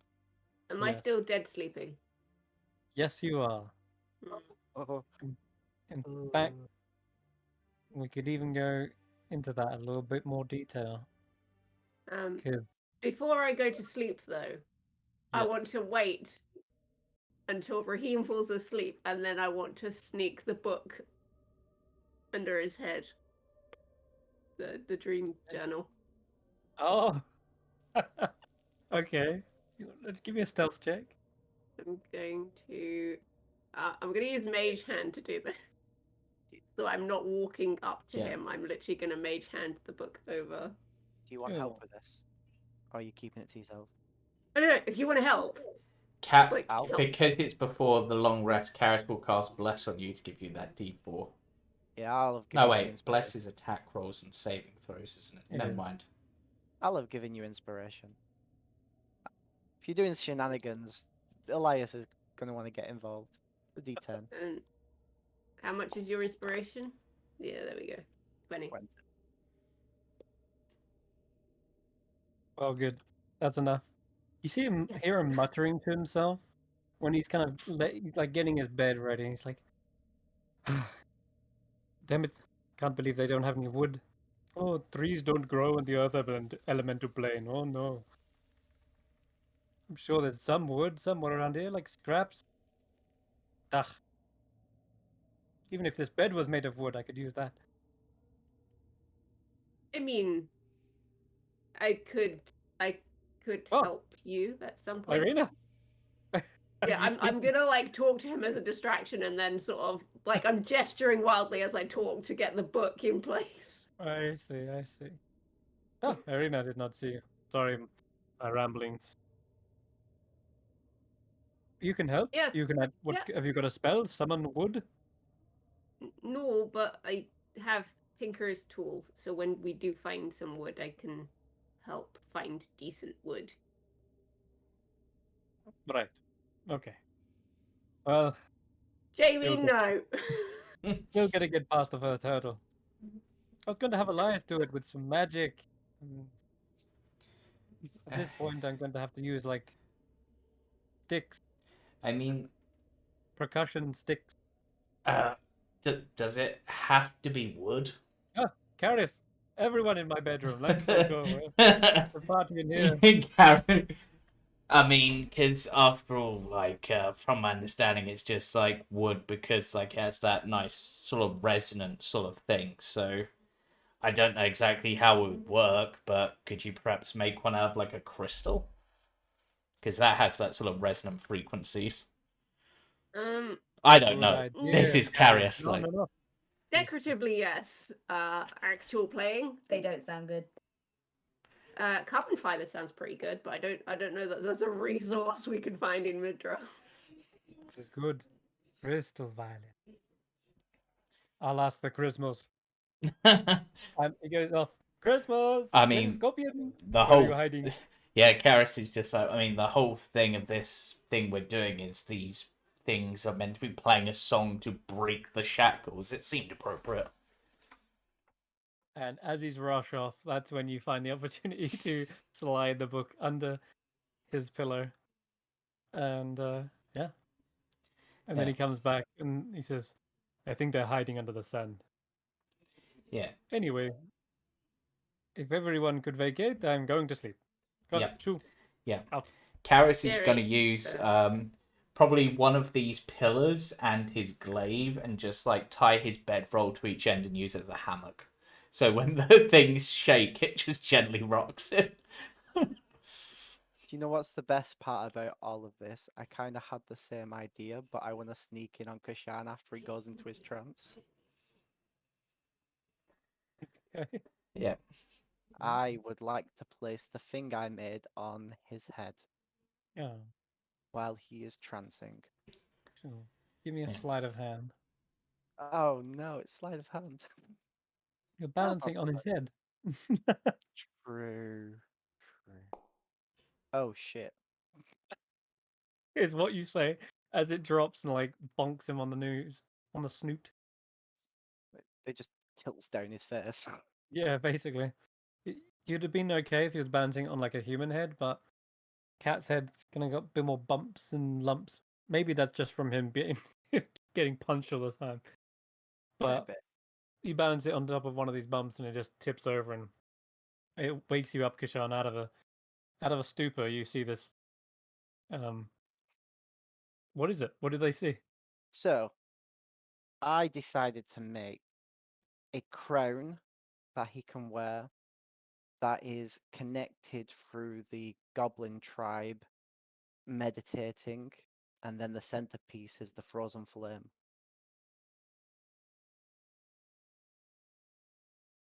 And that's what you see. Is he kind of falls into your lap. If it's too much, I can change it, although Raheem wanted me to make something for him, but I'm sure he can wait a day. Oh, yeah. Wow, you're speechless. Wow, an avocado. What? Thanks. You made this? Yeah, it's something I can do once a day. But like I made, did I make Andi something last? Was it Andi or was it Eirina? I make things, but I figured after all this, you probably won't come here for a long time, so something to keep and remember. Especially if they die in this coming battle. But let's hope that doesn't happen. Thank you. That actually means quite a lot. And also hopefully for making up for the whole, making you all dance. But that was rather amusing. It was funny, I will admit.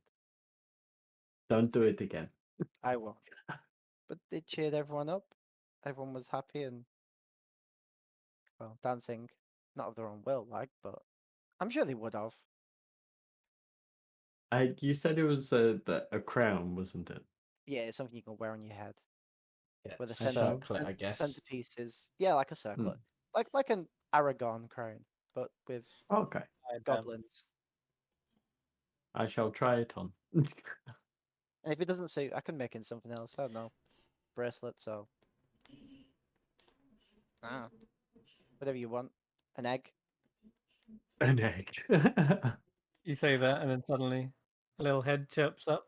I looking was around. gonna say you look down, kind of like bundled up next to Kesh'an. Is Egbert has mechanically folded himself down into the perfect egg shape for Huh. when The way he's they were when they were in the egg. yeah, It seems we're What all were they? getting pets on this. and the wings are like the shell.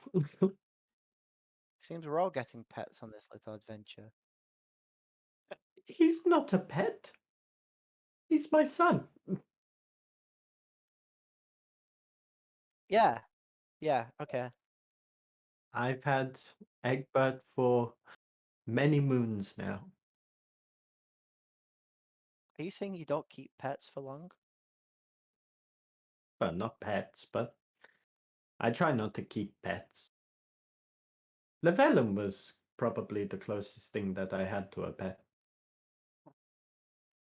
I was literally waiting for you to turn around and say, unless you count Lavella. Yeah, And you're kind of like a pet zombie at that point. bringing him back. Must be very Again, special. we're going to try our hardest. Sometimes it's a little hard keeping faith in it. The time's moving so quick. Well, I certainly hope it works. I just need to get through to the center of this place and find those gems so we can bring him back. That's my main goal. So, interesting question. If you got to the center and there was like the next part of your pilgrimage or completion of your pilgrimage in the center, or the choice of the gems, where would you go with that?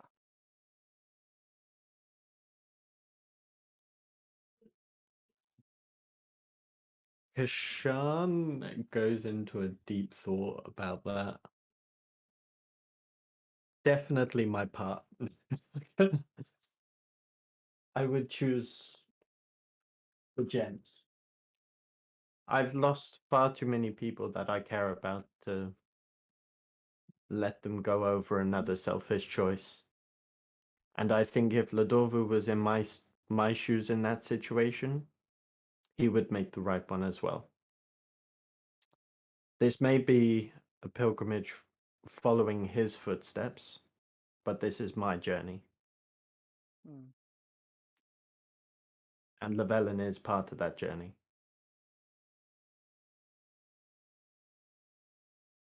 Then I will fight just as hard as you. You Make 'em- better. Otherwise, I'll beat your ass as well as the enemies. I could make them dance for you. If that'll make it easier.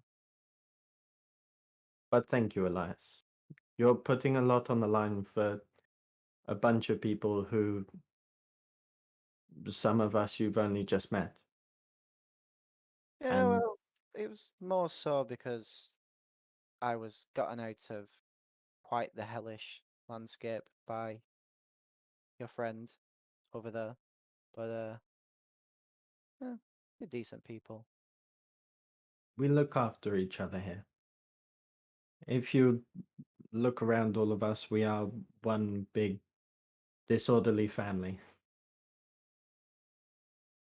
Yeah, reminds me of those I traveled with. Do you know where they are now? Oh, they scattered everywhere. They all got choices to go wherever they wanted, anywhere, literally anywhere, and they just went happy lives. In some cases, married. In other cases, in some weird will they, won't they relationship. And one who was a band member decided to become a fisherman. Weird choice, but you respect all the same. They seem strange. Wow.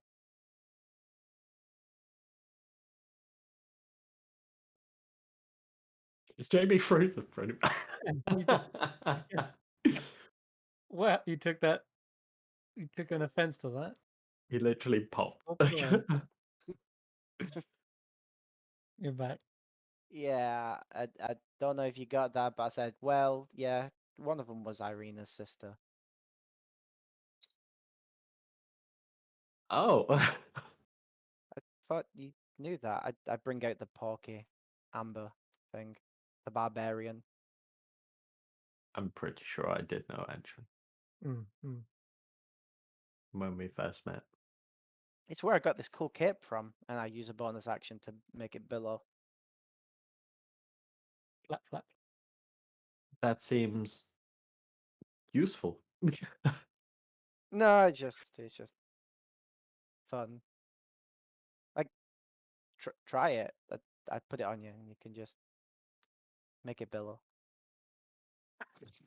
All I can imagine is it just goes like. No, they proper like. I It, imagine it like proper superhero like cape billow in the wind. it's like no matter which way you're standing, you always have hero wind. Yeah. Or just imagine Elias is down on the floor going.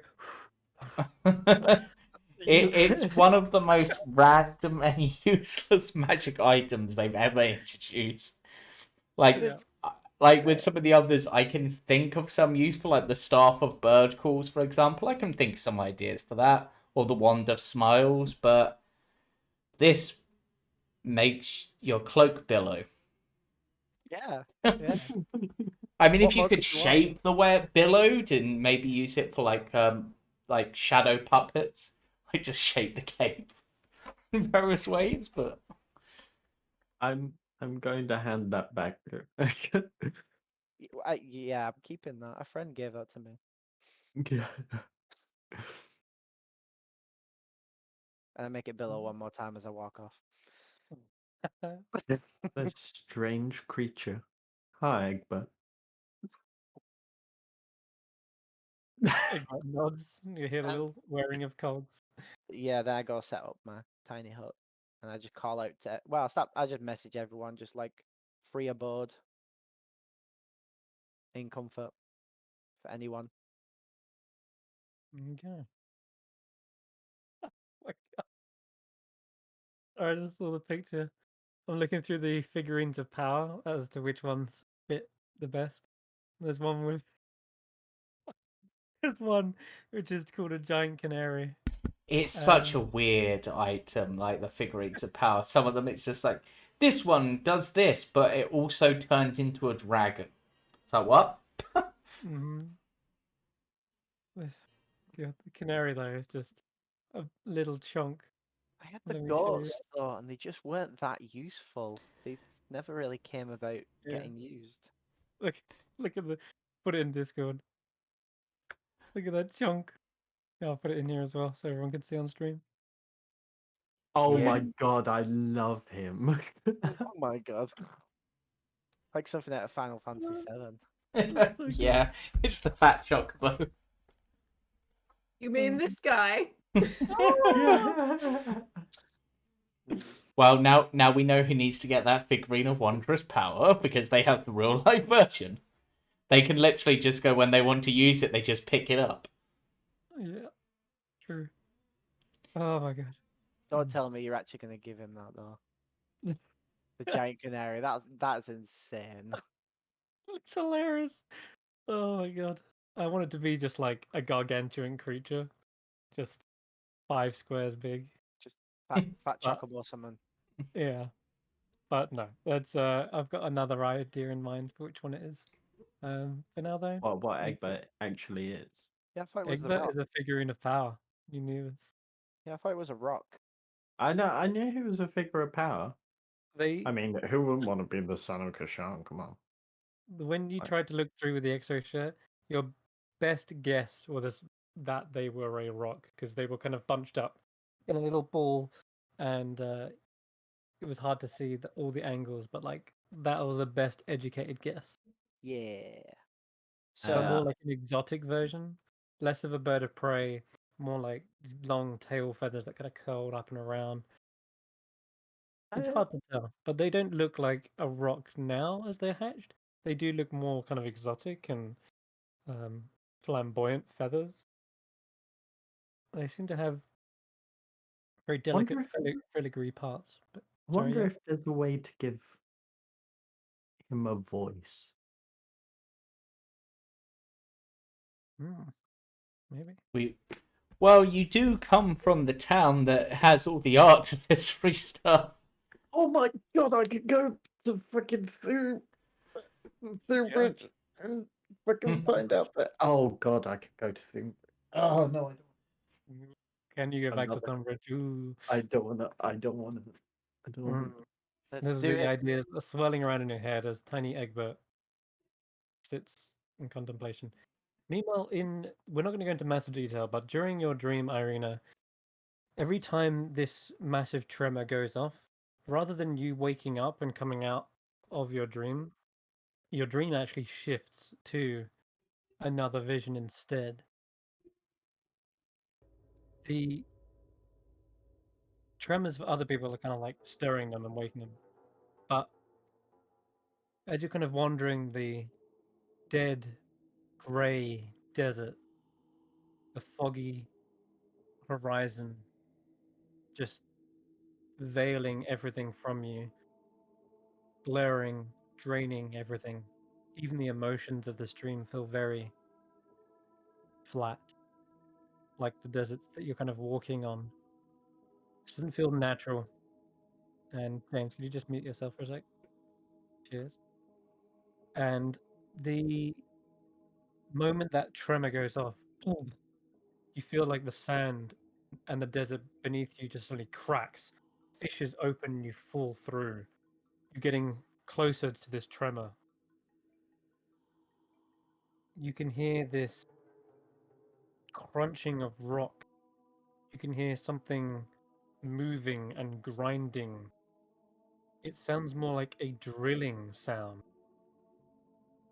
But then your vision sort of pulls back and onto the top of the desert, and you're wandering again for a moment.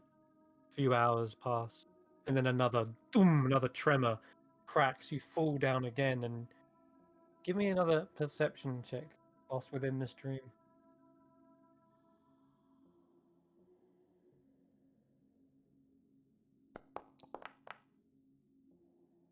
As you're falling down into this crack, you don't just get consumed by earth.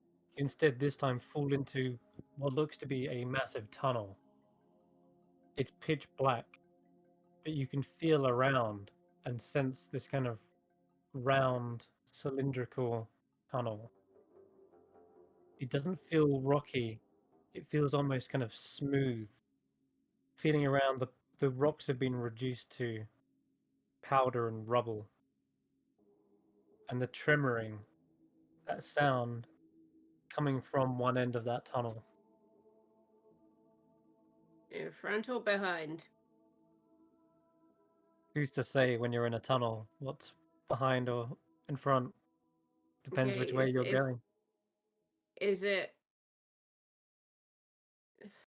is the tunnel like horizontal? Is it flat or is it? That's something you realize as you're sensing the horizontalness to it. Your vertigo suddenly shifts in, and you realize that you're holding yourself against the side. This tunnel is completely vertical. Yeah. I was gonna say I want to treat it like a slide. I'm going down. Okay, sure.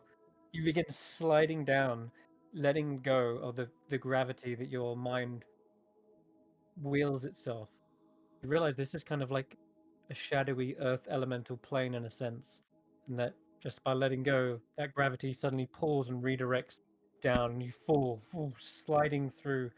You get silt and dust kicked up everywhere as you're sliding down this tunnel and getting further and further. You're going towards the sound, though it feels as though this tremoring, it sounds like something slamming against something. It becomes clearer and clearer the closer you get. Slam, this massive slam tremors through the earth, and it's so deafeningly loud that it almost attempts to wake you up out of this dream. But as you're continuing to slide all the way down, all the way further and further, you come into an ginormous, cavernous interior. It's so big in here that you might think it has its own atmosphere. Clouds could probably form in this place. And the only thing that's giving you some semblance of light is the reflections of these crystal strands. They look like almost pylons, and they're all jammed into this massive kind of domed structure in the center. And that dome, as you're looking at it for a moment, shudders again and slams. And it's at this point, as you slide out, you realize there's nothing holding you. You slide through the tunnel, and you're just in a free fall into this massive cavern. I attempt to turn myself into a cloud of smoke, thank you! Okay. All right. I don't want to go crashing to my death, I'd rather fly, thank you. No, you don't want to do that. But as you fall some distance, you realize just the enormity of the dome with these crystal pylons stuck into it. And as you begin to call upon Candlewick to use the power within the dream that Candlewick in of itself is sort of giving to you, it's almost like you call Candlewick's name to evoke that power, and suddenly you're pulled out of the dream, and you're sort of... It's like You're that dream where wide you're awake. falling and then you jolt awake as you hit the ground. Yeah, effectively. But you jolt awake as you turn into gas, almost. And as you're laying there, you didn't wake up from a tremor, but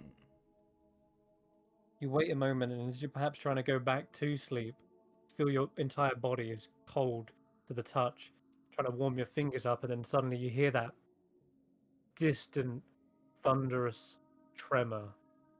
It sounds so distant, and yet, after perhaps seeing the source, you visualize it. You follow that tremor in your mind all the way through that tunnel. I'm gonna really quickly, like, while I'm still in, like, half dazed, cold fingers, like, I'm gonna rummage in my many pockets for my journal and a pencil or something, and I'm gonna draw the dome. And With the crystal pylons and yeah, as best rods. as I can, and then sort of like the tunnel. Okay. All right. All right. So you try to pencil that down for a brief moment in the dark, and as you're doing that, you perhaps hear other people coming to stirring awake, and Raheem's just like, "Will you keep it down? What is that damn thundering? Ah, no wood in the earth plane." Anyway, we'll skip over to the morning, and you guys have fully recovered. And Kesh'an, you're awoken by a hand on your shoulder. Yuckmug says, "All right, let's gear you up." Okay. Okay. And Egbert gives big stretches. Ale fans out and does that fluffy thing.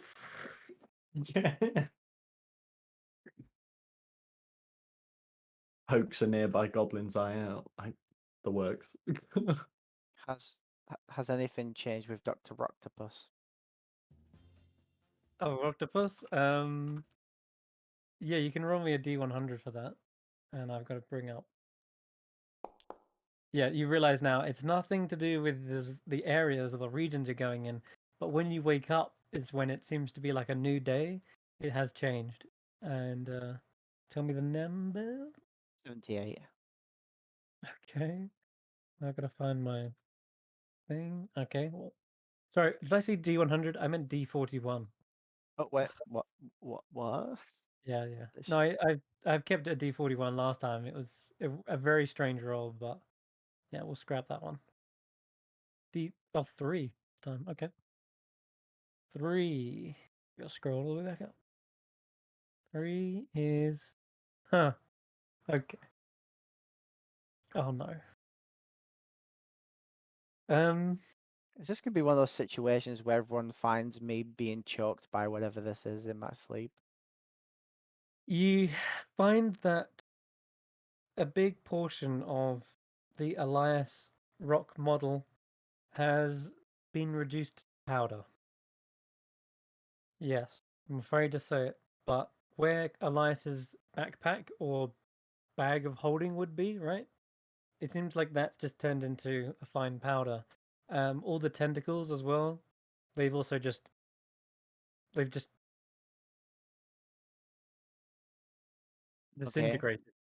disintegrated, and you can see where the thin line of powder is just like stretching out from them. Okay. It's a kind of blackish looking powder. It's got a peculiar kind of smell to it. Is it gunpowder? Or are we an investigation check?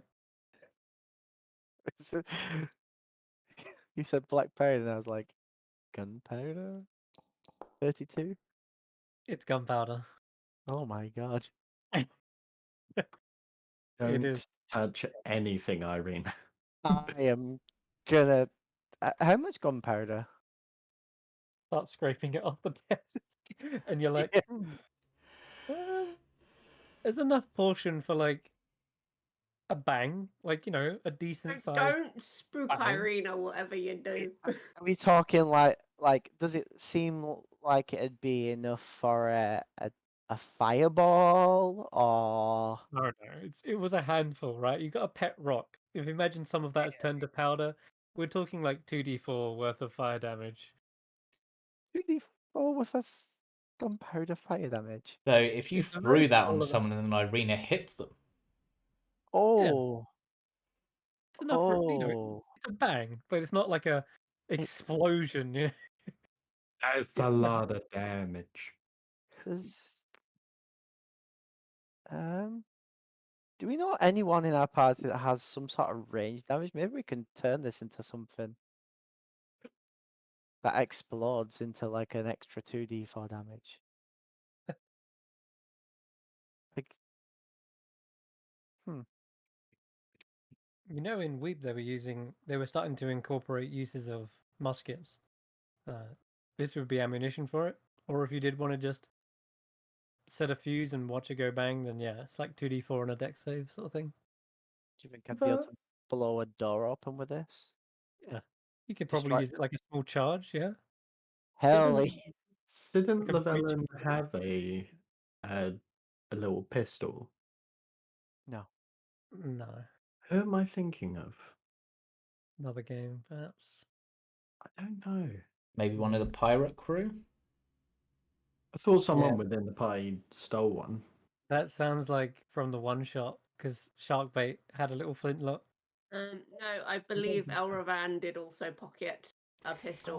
Yeah, Ah, it was okay. probably But Elravan. he didn't So get any black powder for it. it turned so to he dust never with used him. There you go. That's what this is. Oh man, maybe we can get it from his body. Oh, Too soon. What's ash and what's black powder? No, that's not allowed. No. Something will go back. We're going to spread it and watch his ashes go out with a bang. I mean, to be honest, if you converted his ashes into a firework, I was literally it'd probably be thinking for that. that. How much did you say it was? 2d4 or 2d6? 2d4. 2d4. So, Explosive. getting kitted. Oh, right. Yeah, let's do this. Okay. Alright. The goblins take you to another wing of the monastery, and there they begin unearthing these relics and artifacts. Yuckmug says, "Hey, do you still have my weapon before I got, captured by the Dao?" And they nod. Of course, Yuckmug. Here. And they hand him a. They hand him, what is it? It's very peculiar. This weapon. It's a long rope, and on the end is this small, what looks to be like an iron ball. And he says, "This was one of the hardest weapons to master." You know what this is? I don't know. Like this might be my age showing. When I was a kid on a playground, you'd have it was almost like a skipping rope. You put it around your ankle. It was all like a rope, and it Yeah, had I like know a exactly what you plastic mean. thing on the end. Yeah. Yeah. That's all I'm picturing. That was dangerous. I loved it. Exactly. Dangerous. And there's an even more dangerous one of this. And they begin lifting off this, almost look like a sarcophagus, but it's clearly like a cache of an old relic that they've kept safe. And inside, you see like a flare of fire, and suddenly this icy breath suddenly emanates from it as well. And they say, This is what Ladorvu left behind for us. We've only had to use them in times of great trouble, when we had to defend ourselves against the Dao, who were trying to take back the monastery. The wheels of ice and fire." And they pull them out, and they look like two blades, almost like semicircles. And on the round blade, you see swirling kind of fire-like shapes, and on the other one, there's sharp icicle-like shapes. So one looks like a snowflake, and the other one kind of looks like a sun. And they're real weapons, and you can look them up. They're called wind and fire wheels, but these are ice and fire wheels to represent the frozen flame. Nadorvu had many weapons at his disposal. These were some of the most potent. And it doesn't stop there. He taught us how to master different types. Very unique, exotic weapon. Here. And he pushes off another cache and opens this one. Says, "We'll definitely need this if we're dealing with constructs. The Tetsubo of Smiting." Yeah, get this one out as well. In Tetsubo smiting? I thought it was just going to be some hammer and chisel. Make visible to all users. The What? Tetsubo of Smiting is a fantastic weapon against constructs. We use this, we can shatter them to pieces. We can also stagger enemies with heavy blows. And if you're unfortunate enough to miss, don't worry. You can use the momentum from a missed attack to lead into your next one by using a backswing technique. And you see all the other goblins there, and around this little chamber, there's the kind of these decorative discs on the walls on little hooks, and you thought they were just part of this like aesthetic. But as you see more goblins coming in, they've already got armored up. They start pulling off these discs and like attaching them to like belt hooks or over their arms or around sections on their helmet. Get as many chakrams as you can.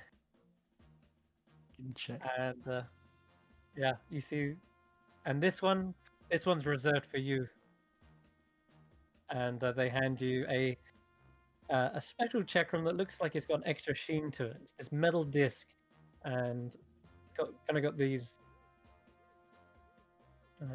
small little fiery patterns over it as well. But he says this is a chakra, a returning chakram. Oh, So no matter how many times you throw it, this thing will always come back. Just don't completely botch, otherwise it might get stuck in something. Yeah, if you roll in that one, it doesn't come back. It just gets stuck in whatever you've thrown it. oh, great. And finally, yes, one of Yakmag's weapons, as potent as it is, we've actually, in your time at being absent, Yakmag, we created something else. Something that is unique to this Frozen Flame Monastery. It is known as the Thundering Meteor Hammer. The Meteor Hammer is the name given to what this is. A weapon that consists of a long chain and it connects to a heavy weight at one end. When the wielder swings the weight with the chain, it builds momentum and can serve as a deadly bludgeoning weapon with incredible reach. You can also use it to bypass enemy shields and defenses, as it kind of wraps around shields and any attempt to parry. You can also ready the weapon like you would a flail. You spin it up, build momentum. Basically, if you hold your attack with it, it does more damage. And then finally, you can use it to trip enemies. You wrap it around legs, or swing, or just take their legs out. You can trip people up. So I'm going to reveal all of these so that you've got permission for them. But what one are you thinking about taking into battle with you? Tetsubo of Smiting, Thundering Meteor Hammer. You can take chakrams though. You can take the returning chakram. But you've got a choice of like 3 weapons, and the last one is the ice and fire wheels. And I'll get them all so that you can have permission for all of them. Just a second. Configure permissions. Owner. Okay, that one's done. You should have to start searching for these in the items. Let me change this one. Permissions, owner. There we go. Okay, so you should be able to see all of them in the items now. Go to the items directory, and then the little folder called items, and you should see that. Is the returning chakram there? The returning chakram is. Okay, cool. I'm just gonna add that straight on. No achievement on that one. That's cool. Sweet. I'm trying to get an image for the Thundering Meteor Hammer.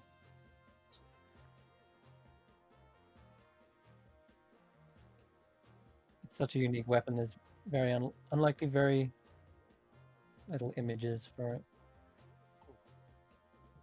That's stuff I didn't ask. You know, you said the Dr. Octopus, like parts of him turned into gunpowder. Yeah. Is it? That's parts of him, right? Not the whole thing. No, not the whole thing. Okay. So, does it still look like Elias but naked now, or is it something It's else? Elias, kind of without his equipment, right? All right. So it's still Elias. Yeah. Oh, yeah. Yeah. Interesting to know. I was just wondering. A part of me was like, oh shit, was that like the whole of Dr. Octopus? No, just his tentacles and That's fine. his backpack. There's that Chris that I've just put in the chat. Discord chat. Yeah. Yeah, that actually is quite cool. Yeah. Yeah, it looks good. So, I really like the ice and fire wheels. I think, considering Kesh'an is very much a hand-to-hand,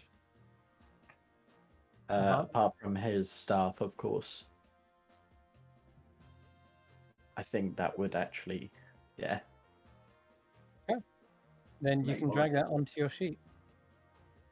But I do like that Tetsuba.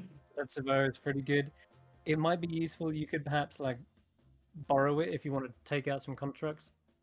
At the end, you could give it back to them, or you can just let one of the other goblins wield it as well. In fact, if you look at Vermilion's artwork, just about see that he is actually holding a Tetsubo. Yeah.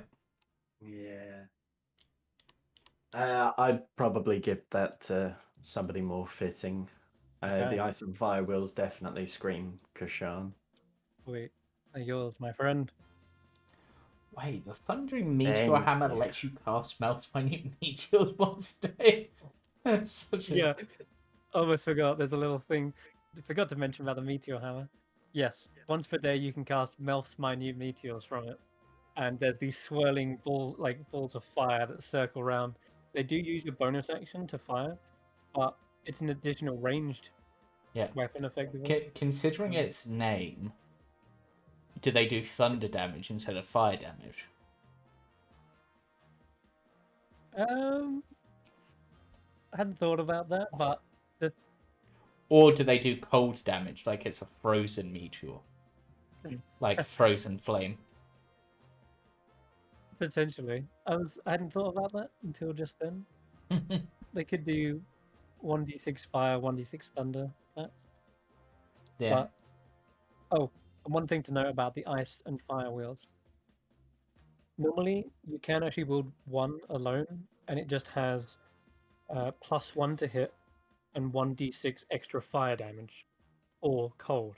But when they're wielded as a pair, they've got this twin property effectively that allows them to then they add their bonuses together and their damages together. Meaning when you strike, you don't have +1 to hit, you have +2 to hit, and you deal 1d6 fire and 1d6 cold rather than fire or cold. That would be the standard is to Exactly, which is why I've set them up like that, so they do just deal 1d6 and 1d6. Parry also gets better if you twin them as well. So That while was you're actually wielding, half the reason. the parry is such a cool function, and you'll see this in more weapons in the future, guys. So pay attention to this. Parry, when you're hit by a melee attack while wielding the weapon with a parry property, you can use your proficiency with it, and sorry. Let me start again. I'm getting distracted by this image that Steph's put in the chat. Anyway, you're proficient with the parry weapon. You use your reaction to add half your proficiency rounded down to your AC for that attack. So it's like a tiny mini shield spell. It doesn't last until the end of turn, until the next turn. It's just for that one attack. And in addition, if you're wielding 2 parry weapons, you add your full proficiency. So that's how that works. Cool. So, yeah, once per turn, effectively, when you use your reaction, you could add plus, was it 4, 5? You're on 4, right? 4 Yeah, proficiency? 5. Yeah, flip it out. You can add +5 AC to an attack. Fantastic. That's jokes. It's really good. Yeah, that combined with your cloak of Yep. displacement, you're going to be so Yeah. hard to hit. Mm. It makes your cloak of displacement all that better, because if that first attack looks like it's going to hit, you just go, no, it doesn't, and then you've still got Yeah. And disarm as well. Disarm's gonna be spicy. Yeah, it's a little tricky to pull off, but well worth giving it a shot every now and again. Trying to find a decent image of them now. There's so many cool designs on these kind of wheels, but all you need to do is literally Google it, and you could probably pick out some art for yourself if you really wanted. There's I'm just gonna do a quick test roll, just make sure it's on properly. Yeah, I like to imagine that kind of one of them's the top one, like this kind of fiery looking sun, and the other one is more of like an icicle. Like Is that in my proficiency? Does it add my dex? Yep, they're finesse weapons. And even if they weren't, they're treated as monk weapons for you. So I think you just is it added your dex? No, it's just 1d20 plus So 5. it's set as default, but you can easily change that. Gotcha. Just go in and switch it to dex mod. It did add the dex on the damage, weirdly enough, just not to attack. You can do that. All right, but with everyone geared up, I'm ready to go. But looking at that, it added the dex, but did it add the +2? No, it didn't. Okay. No, that's something I needed to change as well. Apologies, forgot to add that. I was making these just last minute. Yeah. Let me add them now. It's got a magic. It should be magic bonus.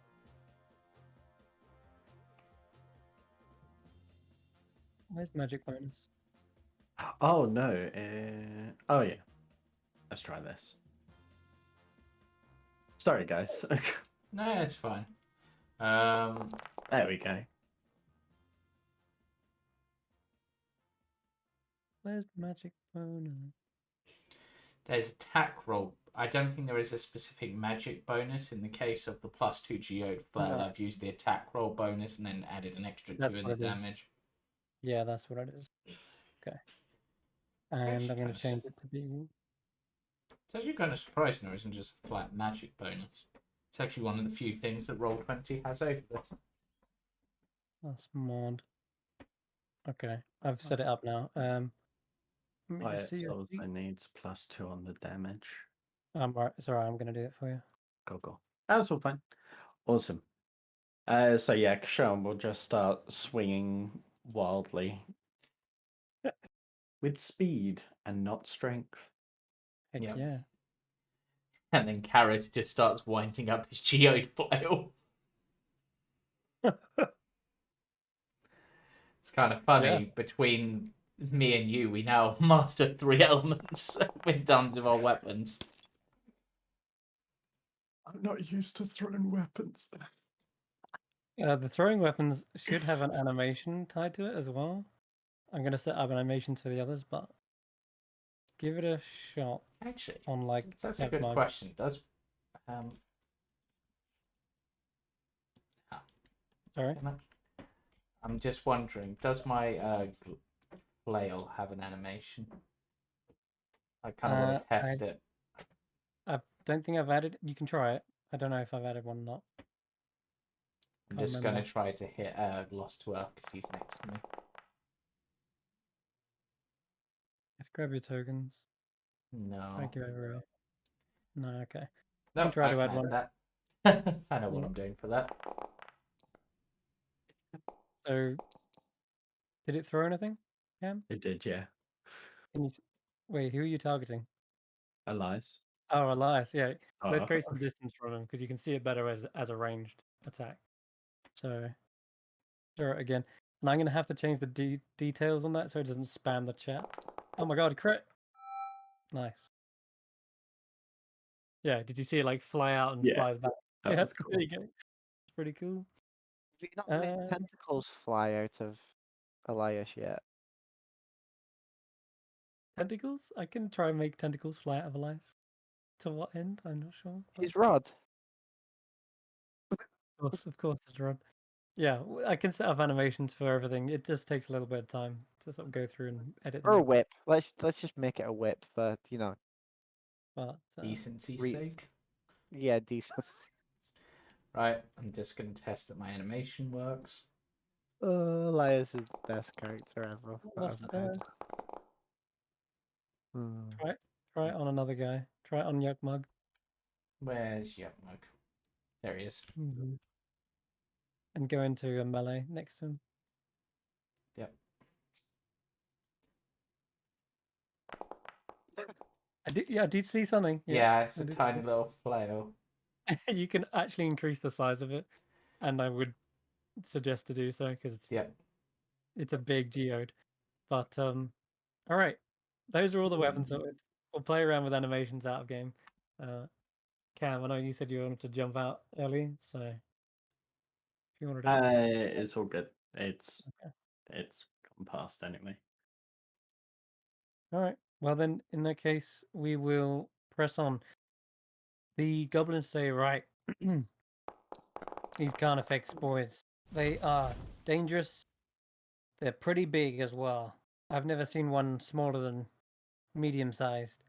They only get bigger upwards from that. Let's review our options. We can either split into two groups and send one to pull their forces to the front whilst the other one sneaks around the back, or we can all try and sneak in together, strengthen numbers that way. If we all get caught, or if one side gets bad, at least we're all together, you know what I mean? How do you want to play this, really? If you have other methods of getting through, we're all ears. Well, I have a potential suggestion for something. Okay. Shoot. It's not so much a suggestion of how to do things, it's a way of determining what's the best option. Yep. And Karius pulls out his spell scroll of divination. Oh. Well, Yeah. I forgot we had that. The other goblin's looking confused. What is this, Yagmar? Oh, it's a scroll of divination. We could find some very important information with this. Yeah. I can basically ask a god, like, what's the best result? Right. What that question would be really determines on what we want to know. Yeah. Like if they have a weakness, or the best way in, or What is the optimal way to bring about the time of tremors? the speaker starts forward and says, "Well, I can tell you that it is exactly what the mission has been from the start. I will acquire some of these crystals that are in the Chrismal's former nest. I will then take them back, set up the network, while you press deeper in and find the Nexus resonator. You cannot miss it. Right. It's far larger than the others, and it is also likely the most heavily guarded. Then perhaps the question should be, what is the optimal way to get into whatever this place is called with minimal loss of life from our side? What's actually the name of the place? Because they might want me to be specific. Is it just the Chrismal's former nest? What we're going with? Was the nest they used to use as a hunting and feeding ground. But since the Dao moved in, they rose up structures, stone walls and fortresses. They have since also turned to ruin. So the place is more of a crumbling place. It doesn't really have a name, but it is the Carnifex constructs Cavern. area now. Guess we'll CCC. call it the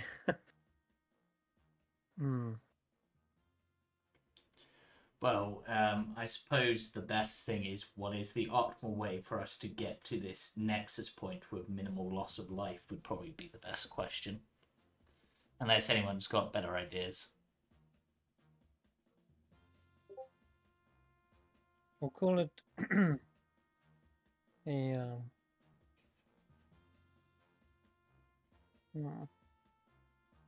cracked nest.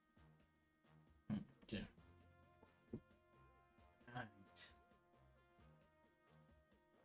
Yep, that sounds good. A cracked nest. Right. Okay.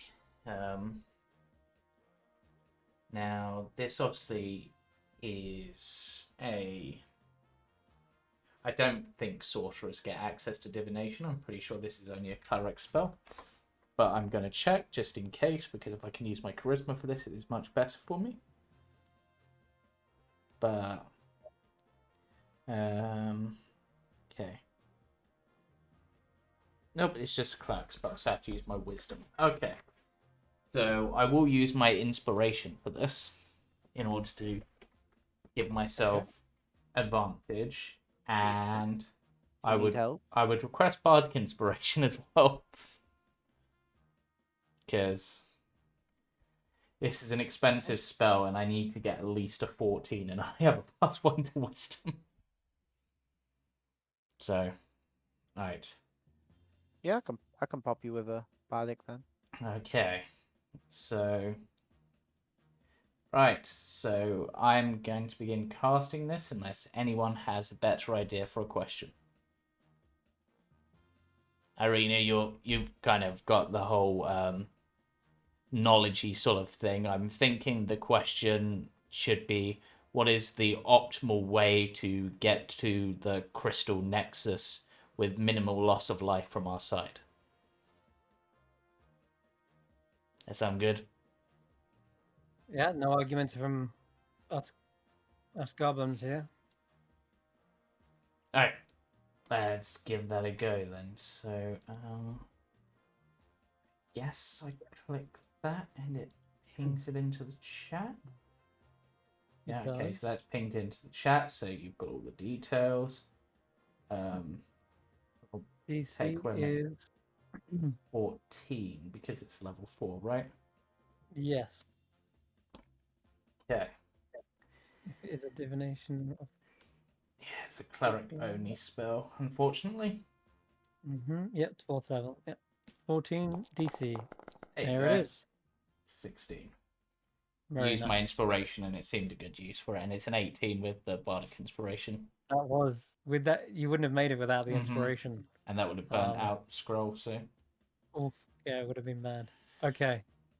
Divination isn't like find the path. You're kind of given. Yeah. You're sort of told it rather than. Yeah, I'm given a shown it. truthful reply, which might be a short phrase, a cryptic rhyme, or an omen. Exactly. However, it also might depend on which god you are asking. Now, it doesn't have to be a god. God's servant, powerful deity, that kind of thing. yeah. Do you have something in mind, or do you cast the spell openly, just seeking the answer from whoever responds?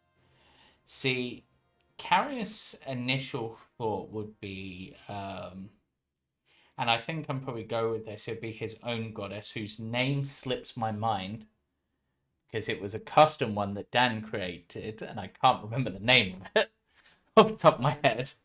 But it's the mermaid goddess, you know, the goddess of sailors and things from the kingdoms.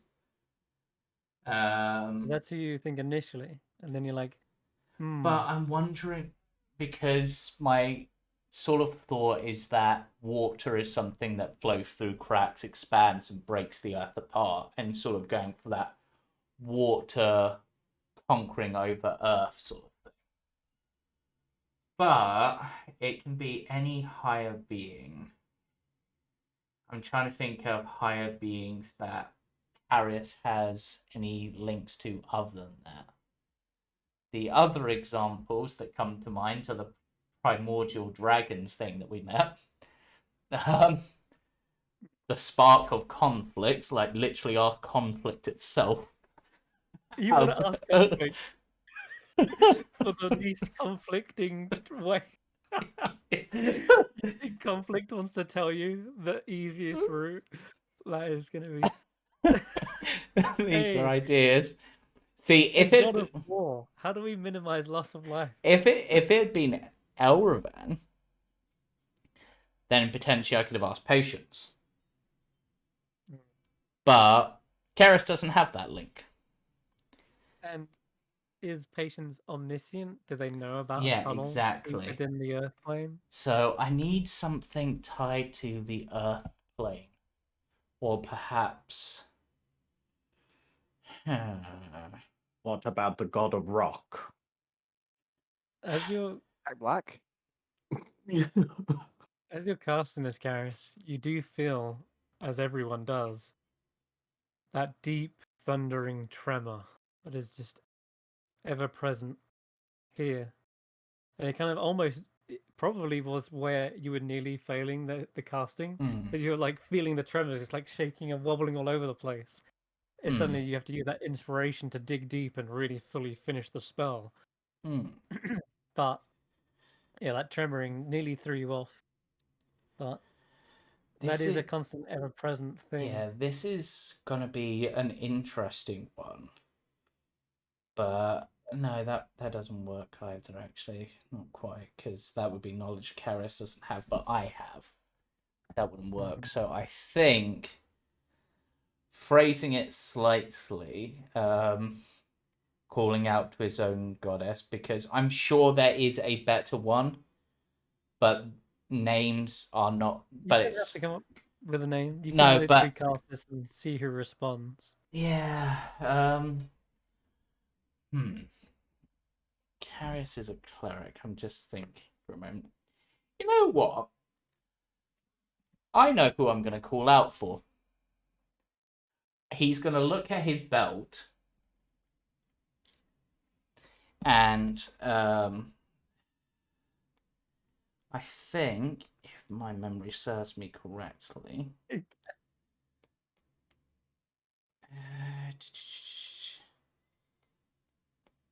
he... Thundering continues.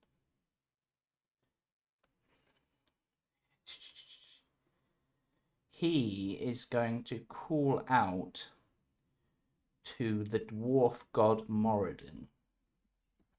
Okay, Moradin. Good choice, underground. Mm-hmm. All right, Moradin. Then I've got to get my dwarf voice on.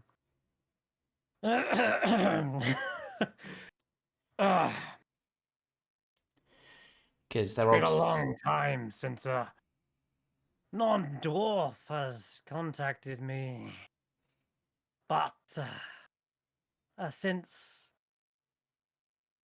you are of our kin, you share a particular item, don't you?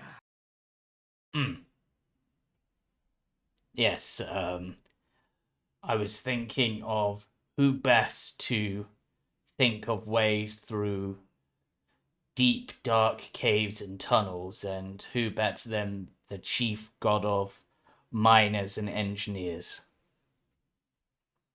As you tap into this voice, you can actually hear the hammering of anvils. You can hear fires stoking in the background of the giant forges. And there is very likely work going on all around him. And you can hear as he puts down his hammer with a heavy thud. All right. Make your question quick. I got work to do. Yes.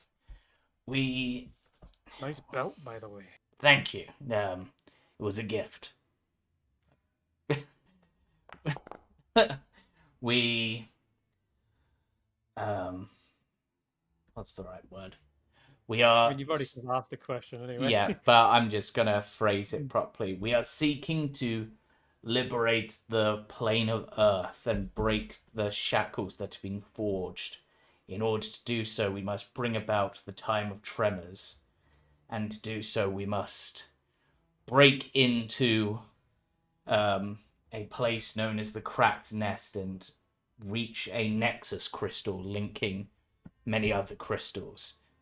I would like to know what would be the best path to get there, or the best plan to get there with minimal loss of life from our side. Aye. Well, you called the right god. A heavy hammer stroke to the Nexus crystal is what you'll need if you wish to shatter shackles like that. And, for your information,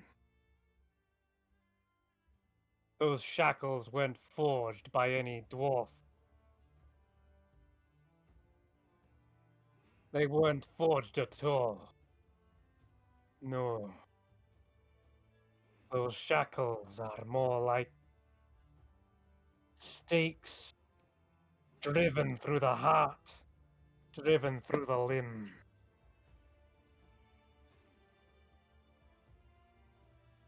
Those tunnels are your best bet in. Be wary. The spawn of that prisoner do not tend to differentiate friend from foe.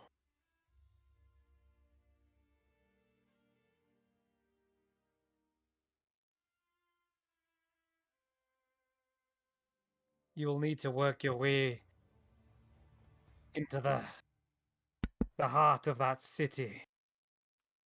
There, they defend the crystal, for they have no way to destroy it. Destroying it would unleash the same fate. They know this.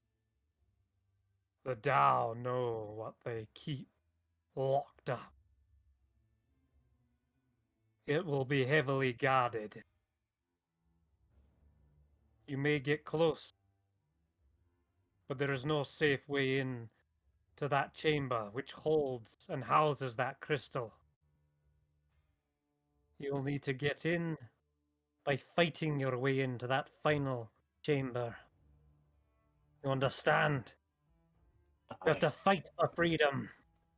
Yes, freedom isn't free. It must be fought and paid for in blood and sweat, like any great deed. Aye. And the Goblin's suggestion is sound. Diverting a portion of their forces means that a strike team would have less resistance getting to that chamber. But under no circumstances will it be left unguarded.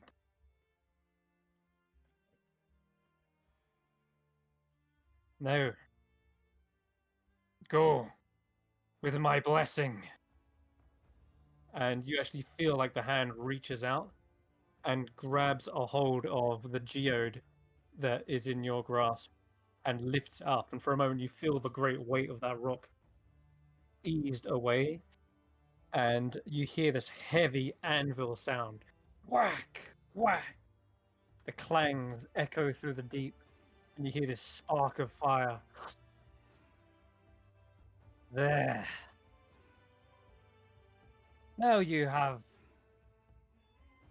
a strong enough weapon to actually resonate that crystal. I've given you the hammer. Now go find that gong.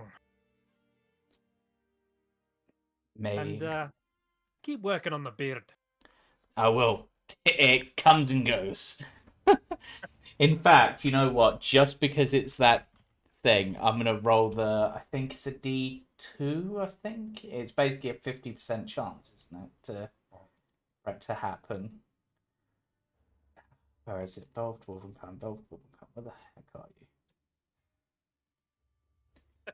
A D2 to grow it, you mean? D100. Oh, God. And Good luck. Basically, I think if it's 50 or higher, you get a full beard. Okay, cool. Nope. Oh. Not today. You'll get there eventually. Well, may your forge always stay hot, and may your hammer blows fall with greater strength. It always does. And with that, you hear one more hammer as if he picks up it and returns to work. And with that sounding ring, it disconnects. And suddenly you feel the full weight of your geode suddenly back in your hands, as if he's handed it back to you. And it just thuds to the floor with it even greater weight than it had before.